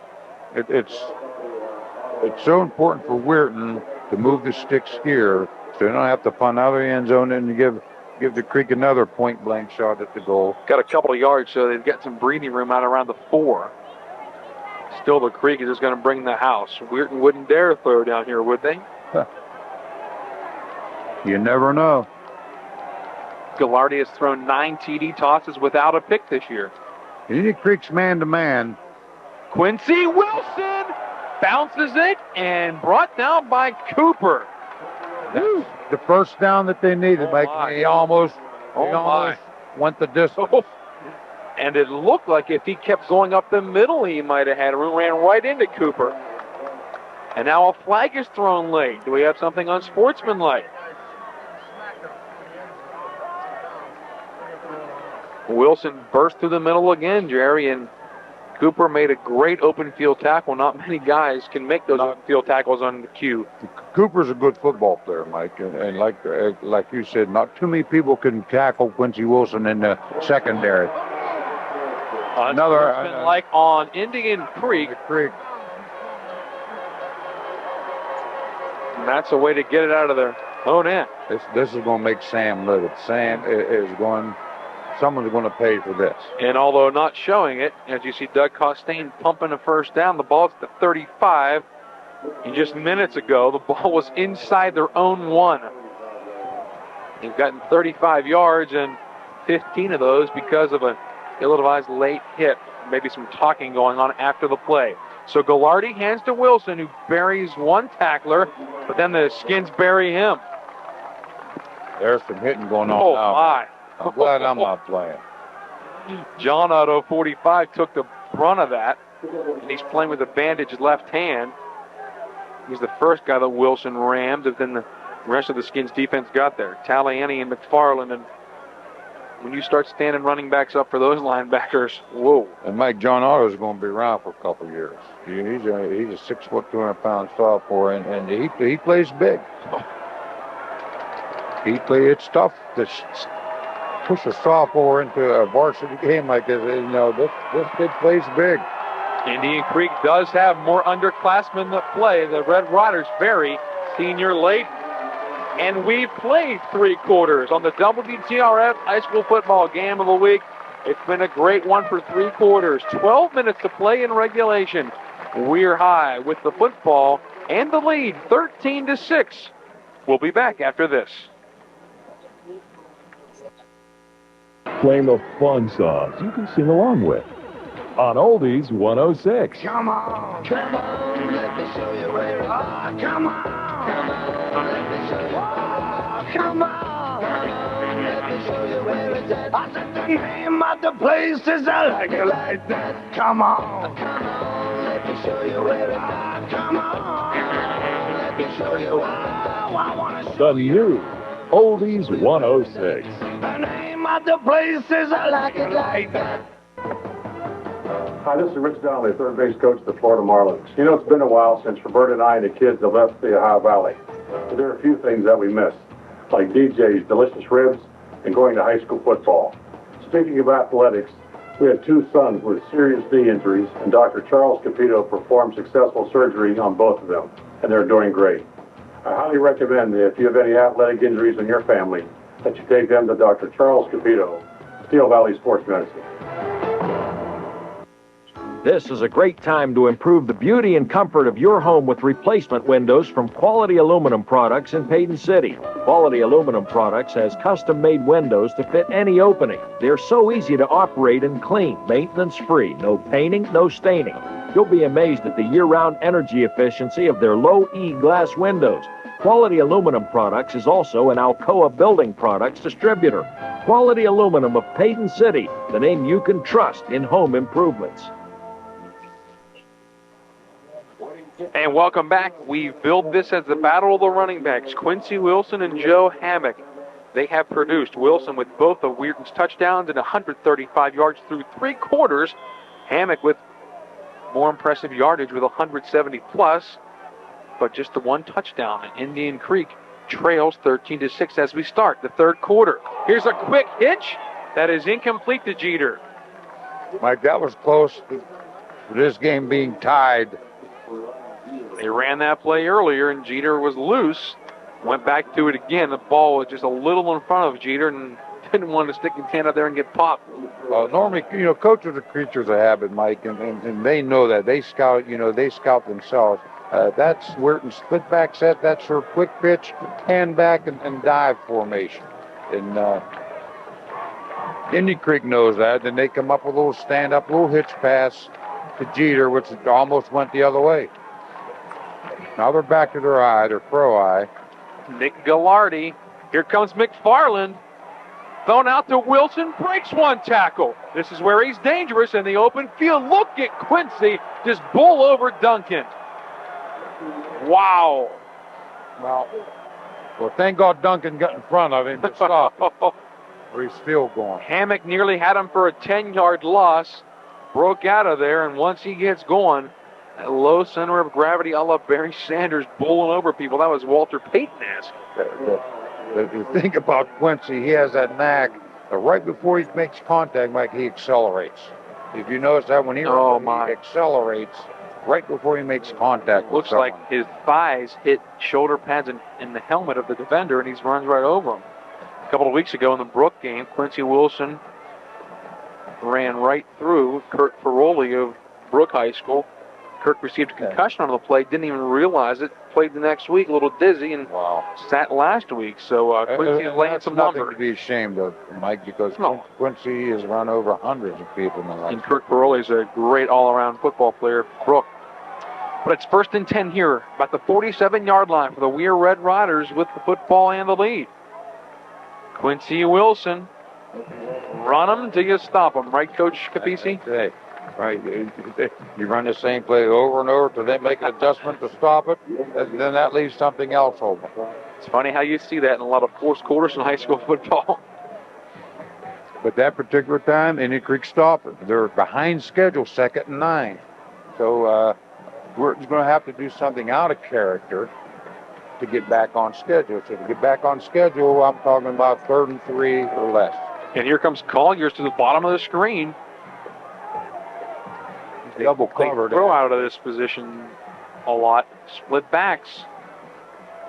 Nick Gallardi. Hands off to the fullback, Rosici.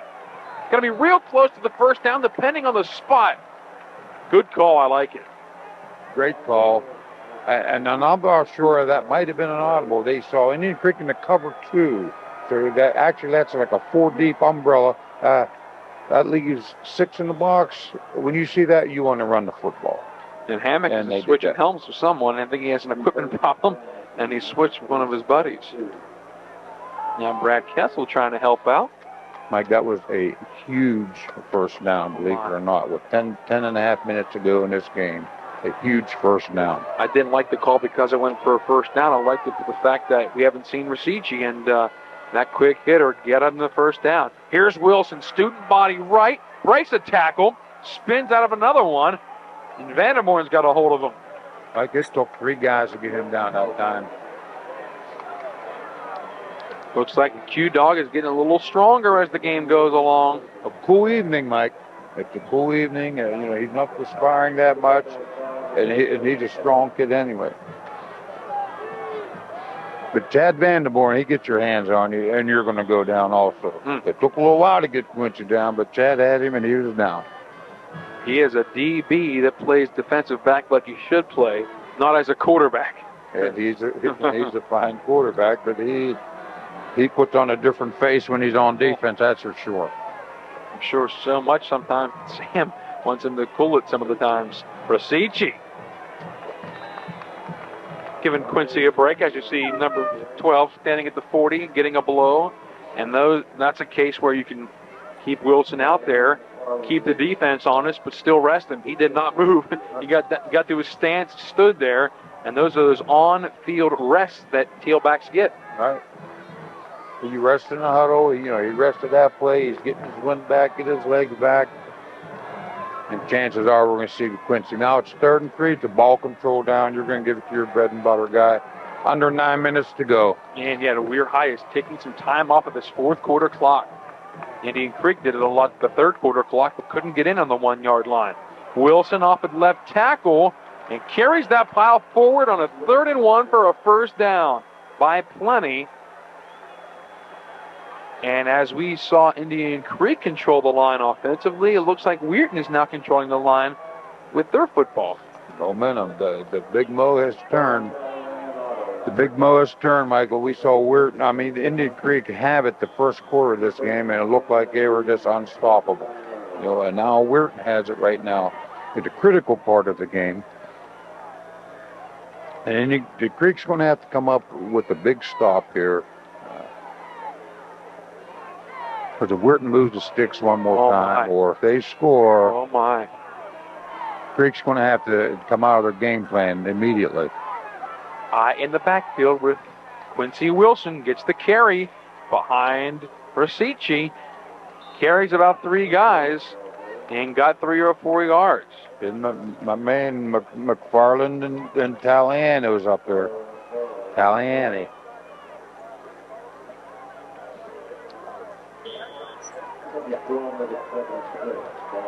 Under 8 minutes to play now. The clock can just keep ticking away as far as Wayne Neely and Weir High is concerned. They're putting on a nice little drive here. They're down to the 25. 2nd and 7.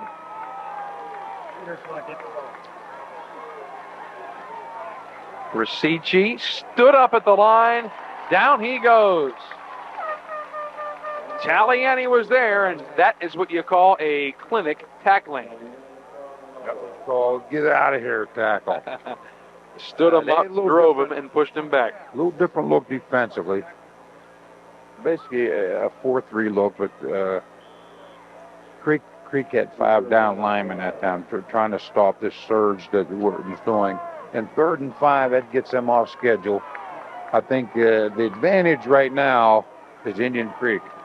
3rd and 5. You know, the advantage Indian Creek, believe it or not, right here. And look at the Skins front four spread out. There's some running lanes in there. They fake it. Gallardi, play action, rushed by Shruba, and he throws an interception. Intercepted by Yates. That's Gallardi's first pick of the year, and forgive me if I jinxed him. They try a little waggle or a little bootleg. Mike, he threw that thing right into it. Oh my! They ran play action to Wilson, and Gallardi threw that right into Trevor. I'm not sure if that was Trevor Cooper or that was Yates. Or Brian Duncan. That was Yates. I need to get my glasses. Yeah. But that was the big stop we talked about. Indian Creek's big stop.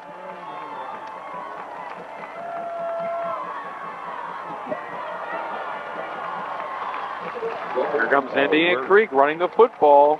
Weirton had 8 in the box that time. They were just think and run, play and run, and now you preached to me all the way up here that one of the tight ends was going to have a big night, Barnaby or BB. And I thought one of the 2 big Bs are going to make a play tonight, either to win the game for their team or to clinch it for their team. They both played well. And you look at something quick over the middle right now. There's one man in the middle, and it's Jeter. He's spying on Hammock. Taliani in motion. And Hammock's got it. Breaks a couple of tackles, and Smith brings them down. That's a powerful Joe Hammock, and that was one of the better runs since we've seen him run hard in the second quarter. You could see Jeter spying on him that time, Mike. As he came in emotional, you see Jeter shift him over. Boy, will this be interesting if the Skins score. They're down 7 points. Kick it or go for 2. It's a long way from here, but be interesting to see with under 6 minutes to play. Shruba moves over to the left side. It's unbalanced, and Shruba jumps. Something mental, Mike. You can see physically getting beat, but when you do that and you're putting yourself back 1st and 15, that's a big hole to get out of. One of the few penalties we've seen on Indian Creek in a while. This half. We had a host of penalties first half. Very efficient game second half. By both sides. To play. You're right, Jerry. 13-6. We're high with the lead. Quincy Wilson has accounted for both touchdowns. So this changes the play calling enormously for Indian Creek at this point. 1st and 15. Taliani in motion. Now Beebe. We're high, stacking up the line. Vanderborn with the flag down, and so is the football. But it's picked up by Hammock. Wow, could it get any better for Indian Creek unless that flag's on them? Mike, I saw the flag. Coming from Mike Clyde at the top of the screen. Motion. Procedure on Indian Creek.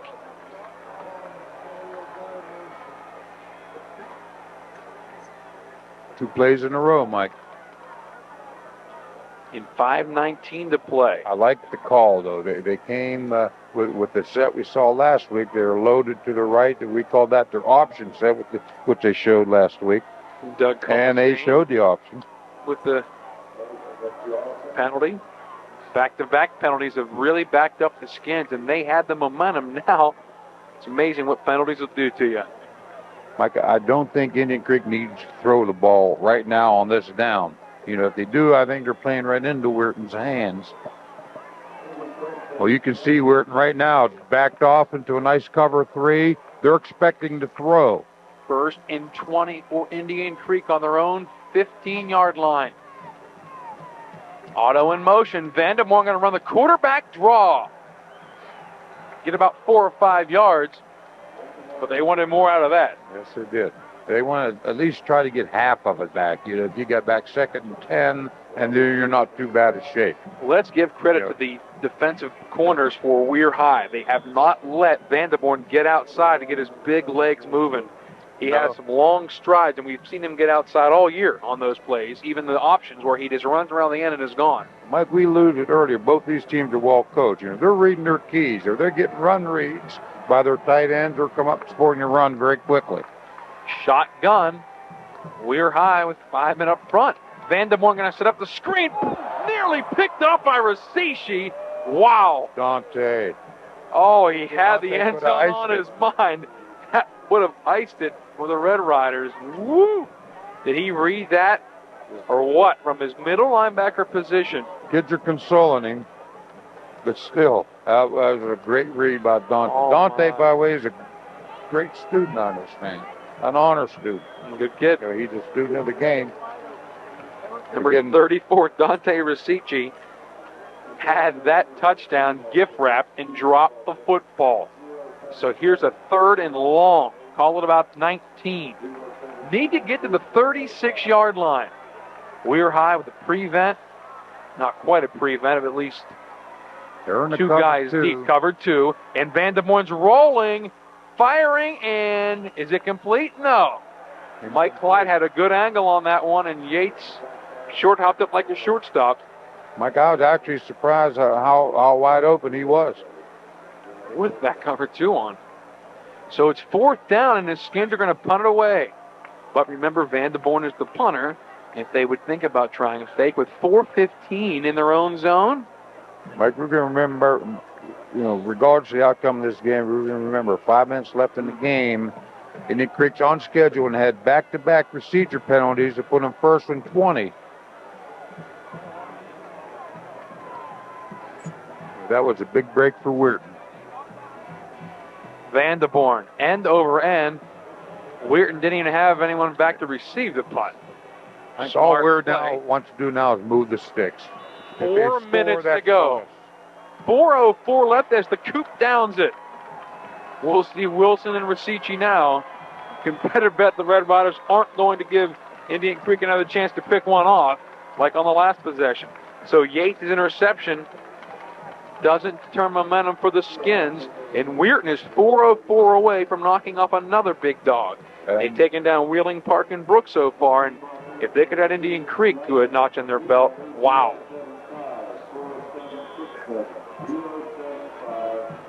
Mike, if they score, that's bonus. All they want to do now is move the sticks. They can care less if they score, really. They want to eat the clock up. But go out on a limb and say it's Wilson up the middle. Skins trying to tackle the football now. Sam just called a timeout. Now, I'm not sure if he has 2 left now or 1. I thought they may have had 1 earlier. Timeout is taken after Wilson rolled his way to a 3-yard gain. Don't go anywhere. 3:57 to play, 4th quarter. 13-6 in favor of Weir High with the football at a timeout. And we'll step aside and come back to Wintersville after this on WTRF.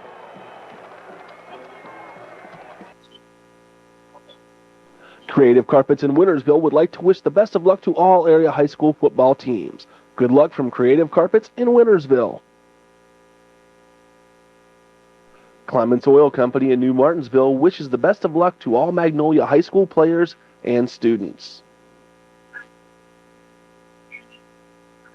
Strolling with you down memory lane, 1430 AM, WEIR, your memory station. I found my thrill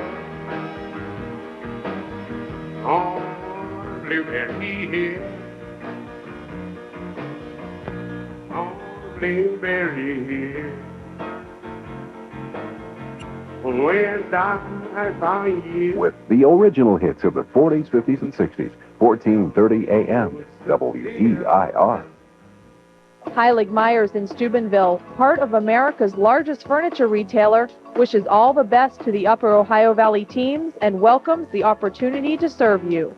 Saletti, Nogay, and McCune would like to wish both area teams good luck in tonight's game. Saletti, Nogay, and McCune, your full-service personal injury law office.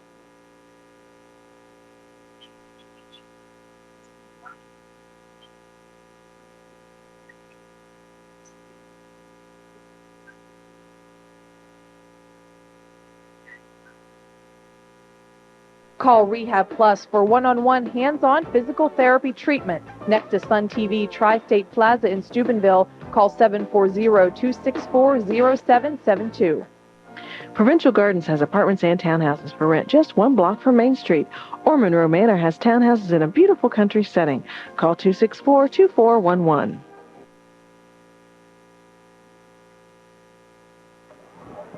Hey, welcome back, Mike Anthony and Jerry Capisi at Kettlewell Memorial.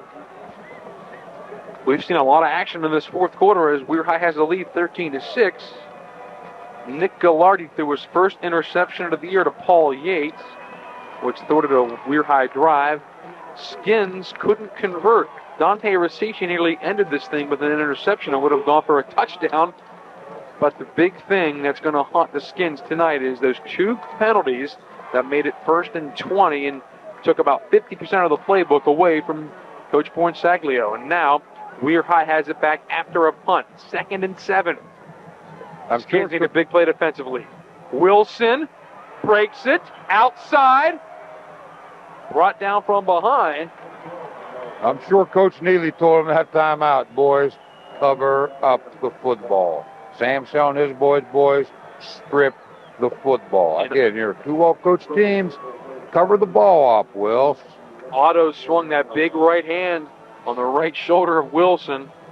Try to force that thing loose. You see a lot of guys try to come up underneath the elbow. Chose to swing the big right arm on top of Wilson. Quincy's got some pipes. It's going to be tough to get it away from him. Sure. To see him and Taliani have an arm wrestling match. They'll be going after the ball. For every action, there's a reaction. 3:25-24, fourth quarter clock. Weir High with the lead. Second man is Wilson. Hammock in pursuit, stiff arm for him, and he's run out of bounds by Duncan and run right into the fence over there. There isn't much room here at Kettlewell Memorial on that side, and one good run him thing, out on the Weir High bench, and he has a lot of friends over there. Yeah. One good thing for that, they got the clock stopped for Indian Creek. And look at this. Look at this on the far side. It looks like Dan Rivera, one of the assistant coaches, is upset that nothing was called on the run out. So Dan was a nose guard at Bethany. You know he's getting fired up. Those guys have been known to get fired up at each other, Enich and Rivera. That's a lot of man there. I don't know if I want Dan coming after me. I don't think he can catch me. I just better not stumble.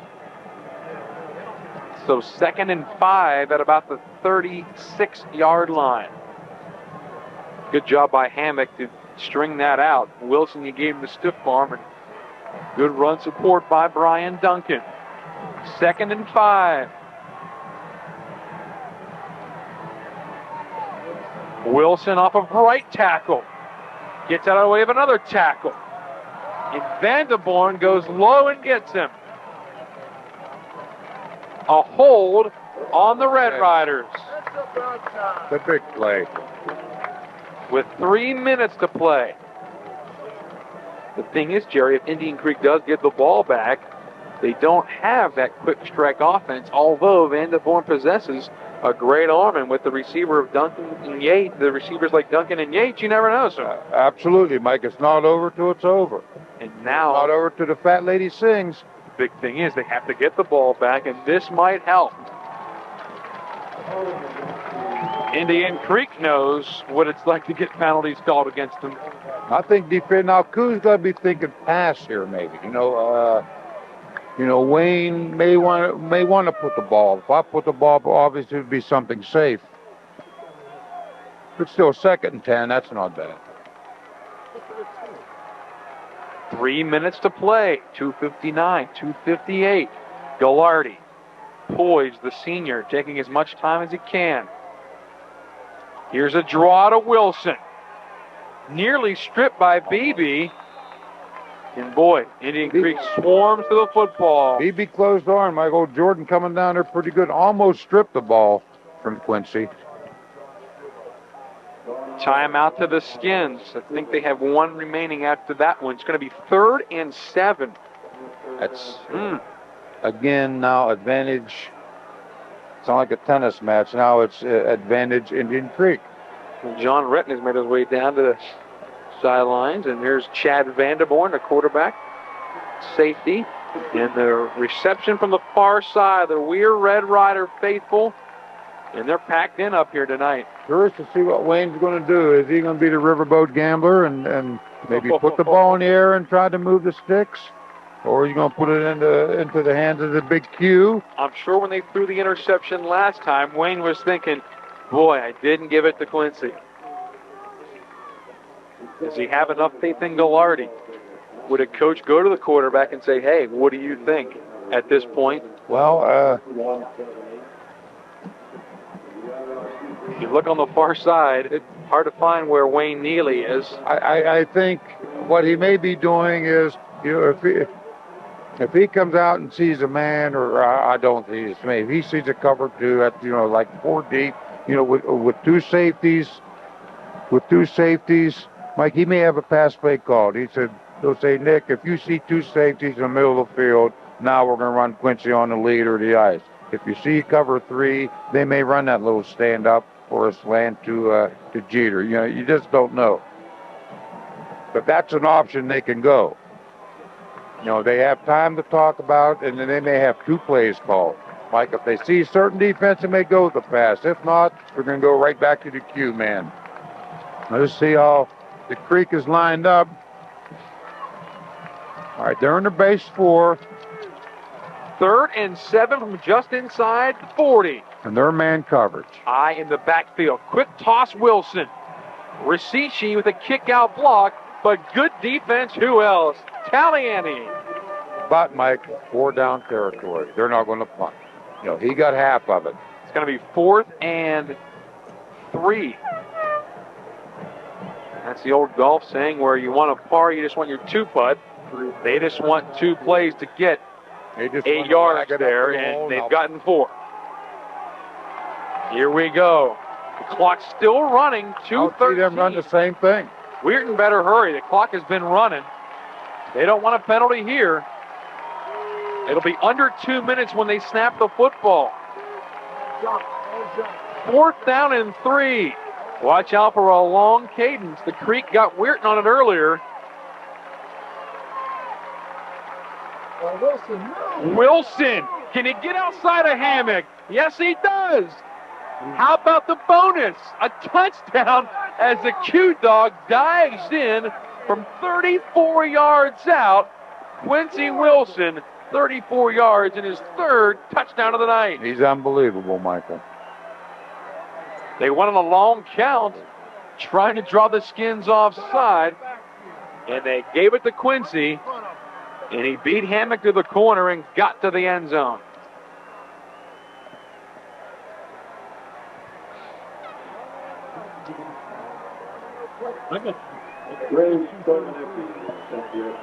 $234 yards for Wilson after that 34-yard run. 19-6, Kolbanicki in again. Like fans are on, they wanted motion on that play, but you know, he had slight movement, but you have to be set a second after that. Kolbanicki's kick is good. 20-6 in favor of Weirton.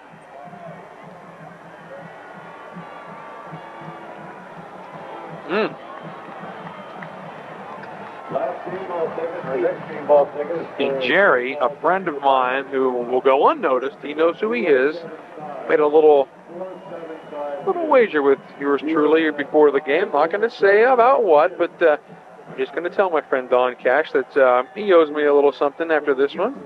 Didn't bet on the outcome, just bet on a personal stat that that Wilson would get bottled up again. Not happening. 54 yards last year, and you think the Q-Man was on a vengeance this year with over 200 yards? Not bad. With 11 yards at the end of the first quarter. Hammock's at 200, if not better.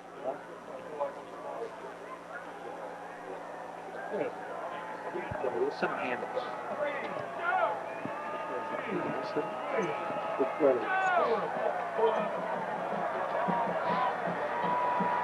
So we're high with 1:43. Going to kick it deep to Duncan. Hammock. Vanderborn is back there now. I don't see Weirton kicking the ball deep this time. Maybe on the ground. Just not, you just never know what's going to happen. Like they may run the thing back. So I'd kick it to one of their three middlemen. Taliani in the middle of the field at the 20.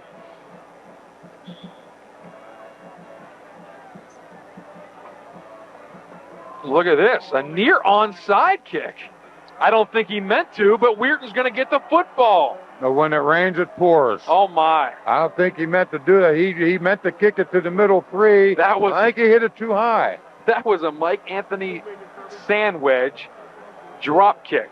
That looked like a Jerry Capisi drive. Oh, that grounder was topped and not by meaning.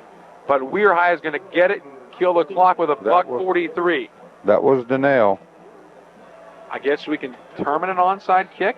Nonetheless, it went 10 yards and Weirton gets it. An accidental onside kick, Mike. Didn't see who recovered it, and now Weir High is going to take timeout, regroup, and clean this up nicely with 1:43 to go. What a great football game we've seen.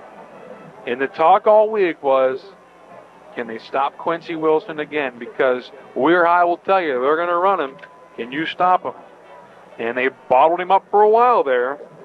A lot of these young Indian Creek fans are going to leave disappointed because Quincy Wilson had 230 yards after a run of 34, which is probably going to be the sealer, a 36-yard run, and a 48-yard run. That'll get you yards in a hurry, and that's what I told you on the way up, wasn't it? I mean, you might stop him 3 or 4 times, but he hits that 40 or 50-yarder, and then all of a numbers sudden go up and the score goes up. You can slow him down, but you're not going to stop him. And Mike, that's 230 yards against a great Indian Creek defense. I mean, these kids aren't slouches. You're not running through cardboard dummies here. I mean, with Taliani, McFarland, and mirroring Wilson the whole game. And the boys, they'll hit you. Let's give some credit to the Weir offensive line for at least trying to put some hats on Taliani and McFarland to try to get those guys away from Wilson. And to Weirton's credit, a lot of their touchdowns have been wide. Mike, their big guys run to the sidelines to catch Wilson. You've seen Hammock hasn't been able to catch him. That's an experienced offensive line you're talking. They're on a 3-year plan. These kids have been around Jenkins and Ryan Stevens and Brandon Quake and D'Alessio and Anthony D'Alessio and all the good-sized boy and Scott Jones playing on both sides of the ball tonight. These kids come off the ball. Once they figured out the speed of Indian Creek's defense, they're doing a much better job. So Gallardi takes a knee. Mike, to get back with 5 minutes left in the game, when Indian Creek had the 2 back-to-back illegal procedures will put them 1st and 20 instead of 1st and 10, I think was really the nail in the coffin there. 1st and 20 is hard to recover from. So Quincy Wilson with 230 yards, 3 touchdowns. Joe Hammock with a nice night of 185 and 1 touchdown. A lot of big plays in this one. Of course, the touchdown runs are big, but even bigger. And Indian Creek down on the 1-foot line after a half-the-distance penalty, and didn't go to Joe Hammock. Chose to try to surprise Weir High and throw the football. And that guy there, Wayne Neely, walking back to a proud bench at Weir High. And that might have been the turning point when the Creek Skins didn't score down there. Rosici almost took one in to make it a sealer, but I think it was sealed correctly with Wilson breaking a big one for 34 yards in the 4th quarter. A couple of penalties really hurt Indian Creek on that drive. Timely penalties, Mike. They were timely, costly penalties. Mike, I don't know what Weirton's schedule is the remainder of this year, but I don't think they're going to play anyone as good as Indian Creek. University, Mann, and John Marshall will wait. Weir High is going to go to 7-0 with 30 seconds to play. 20-6 you see here at Kettlewell Memorial. Gallardi will take another knee, and even though a little smaller, the Weir Red Riders brought a lot of fight here, and Indian Creek does not lose much at home. Well, Indian Creek beat Weirton at Weirton last year, and it's kind of like a payback. No, Weirton's going to beat Indian Creek, at Wintersville here tonight. And, yeah, I really hate to see either one of these teams lose, Mike. It's the second week in a row looking at the Creek, and, we like their facility, their kids, their coaches, and it's just a shame someone has to lose. But that's the nature of the game. Creek hosts Edison here next week, who at last check was getting blasted by Big Red. So, Indian Creek's going to lose a heartbreaker tonight. It was the Quincy Wilson show with 230 yards, and we keep saying it week by week that he keeps racking up the yardage. With 3 more touchdowns tonight, he has 23 for the year. The kid's on a roll. Nice game plan tonight, though. I like, Wayne came out with a nice, sound, basic offensive game plan. Tony came out with I think their defensive plan was good. Versus the unbalanced, they kept Indian Creek's guards covered. They didn't uncover their guards. So in the end, it paid off for them. So with Indian Creek taking over, Scotty Jones lays a lick on Vanderborn as he delivers the football. Incomplete to Duncan at around the 20-yard line. Jonesy took a shot at Vanderborn there legally as he was throwing the ball. Now Chad's injured. He's shaking. Either his hip or his hand, or he was two-handed shoved in the back by Jonesy, and he's limping. I think Sam, we just content to not get him hurt. He's limping back out there. 19 seconds to play. 2nd and 10 for Indian Creek. Boy, what a big win it's going to be for Weirton. Do you think these kids will have some confidence? DuPont is ranked number 1 in Class AA in the state of West Virginia. Weir High is making a strong case. Mike, they're going to pick your points up tonight, with the 12 regular points and 5 points for Indian Creek's 5 victories. So that's... DuPont is playing George Washington tonight. They have Ripley and then Nitro coming up with J.R. House on October 23rd. So, what Nitro's doing. They are number 1 in Class AAA, and J.R. House is getting ready to break some major passing records. We're going to have him on next Friday. And there was already a fist fight in the WTRF newsroom as to who's calling that game. Mr. Nolte, your Bloomquist, or yours truly. I need to have you with me to help throw some punches. Vanderborn's going to throw it with 10 seconds. We'll win that fight, Mike. Behind the receiver. She puts a nice shot on Yates. Get back to J.R. House, I wouldn't surprise me to see 1 defensive lineman and 10 defensive backs. Cool. Sometimes he's amazing. So we'll have to go to John Marshall this week and get the game plan. What can you do to stop Mr. House? But what can you do to stop Quincy Wilson? They got to the semifinals last year, and I know everyone in the Ohio Valley is hoping they can go 1 step further this year and be on Wheeling Island come early December. Long way off, and Wayne Neely, I know, hates to hear me say stuff like that. Yeah. Mike, I don't know if you can stop Quincy. You may slow him down, a little bit, not unless you put landmines out there. And this is picked off. And this might go a while. Robert Wade has it, and Wade returns it inside the 45, and there's a flag on the final play.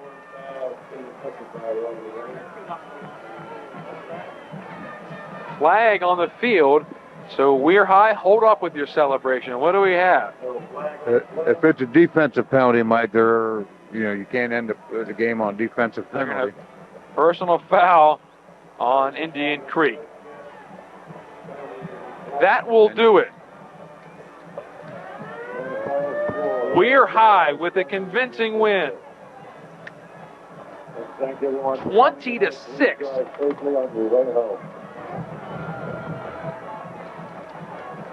230 yards and 3 touchdowns by Quincy Wilson.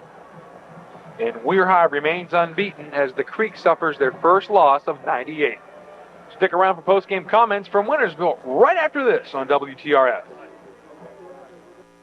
Be the center of attention with the Center of Music and Art, providing instruments, sheet music, and accessories for band members big and small. What car buyers want is the best price around. At the gas showroom, the best deals are found. On a car, truck, or van, Mike's Guess is the man.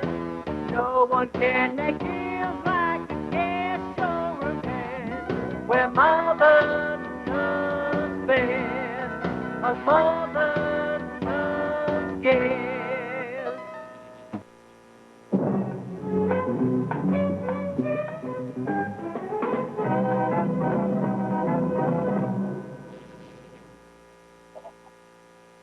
Lotimus Communications, because friends and family are only a page away. Lotimus Communications, Wheeling, Weirton, Steubenville, and the Ohio Valley Mall. With Lotimus Communications, you'll never miss a call again.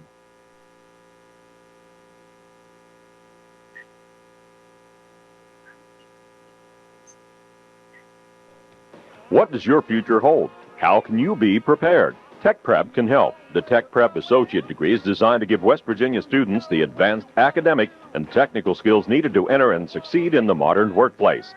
Let Tech Prep prepare you for a challenging work environment.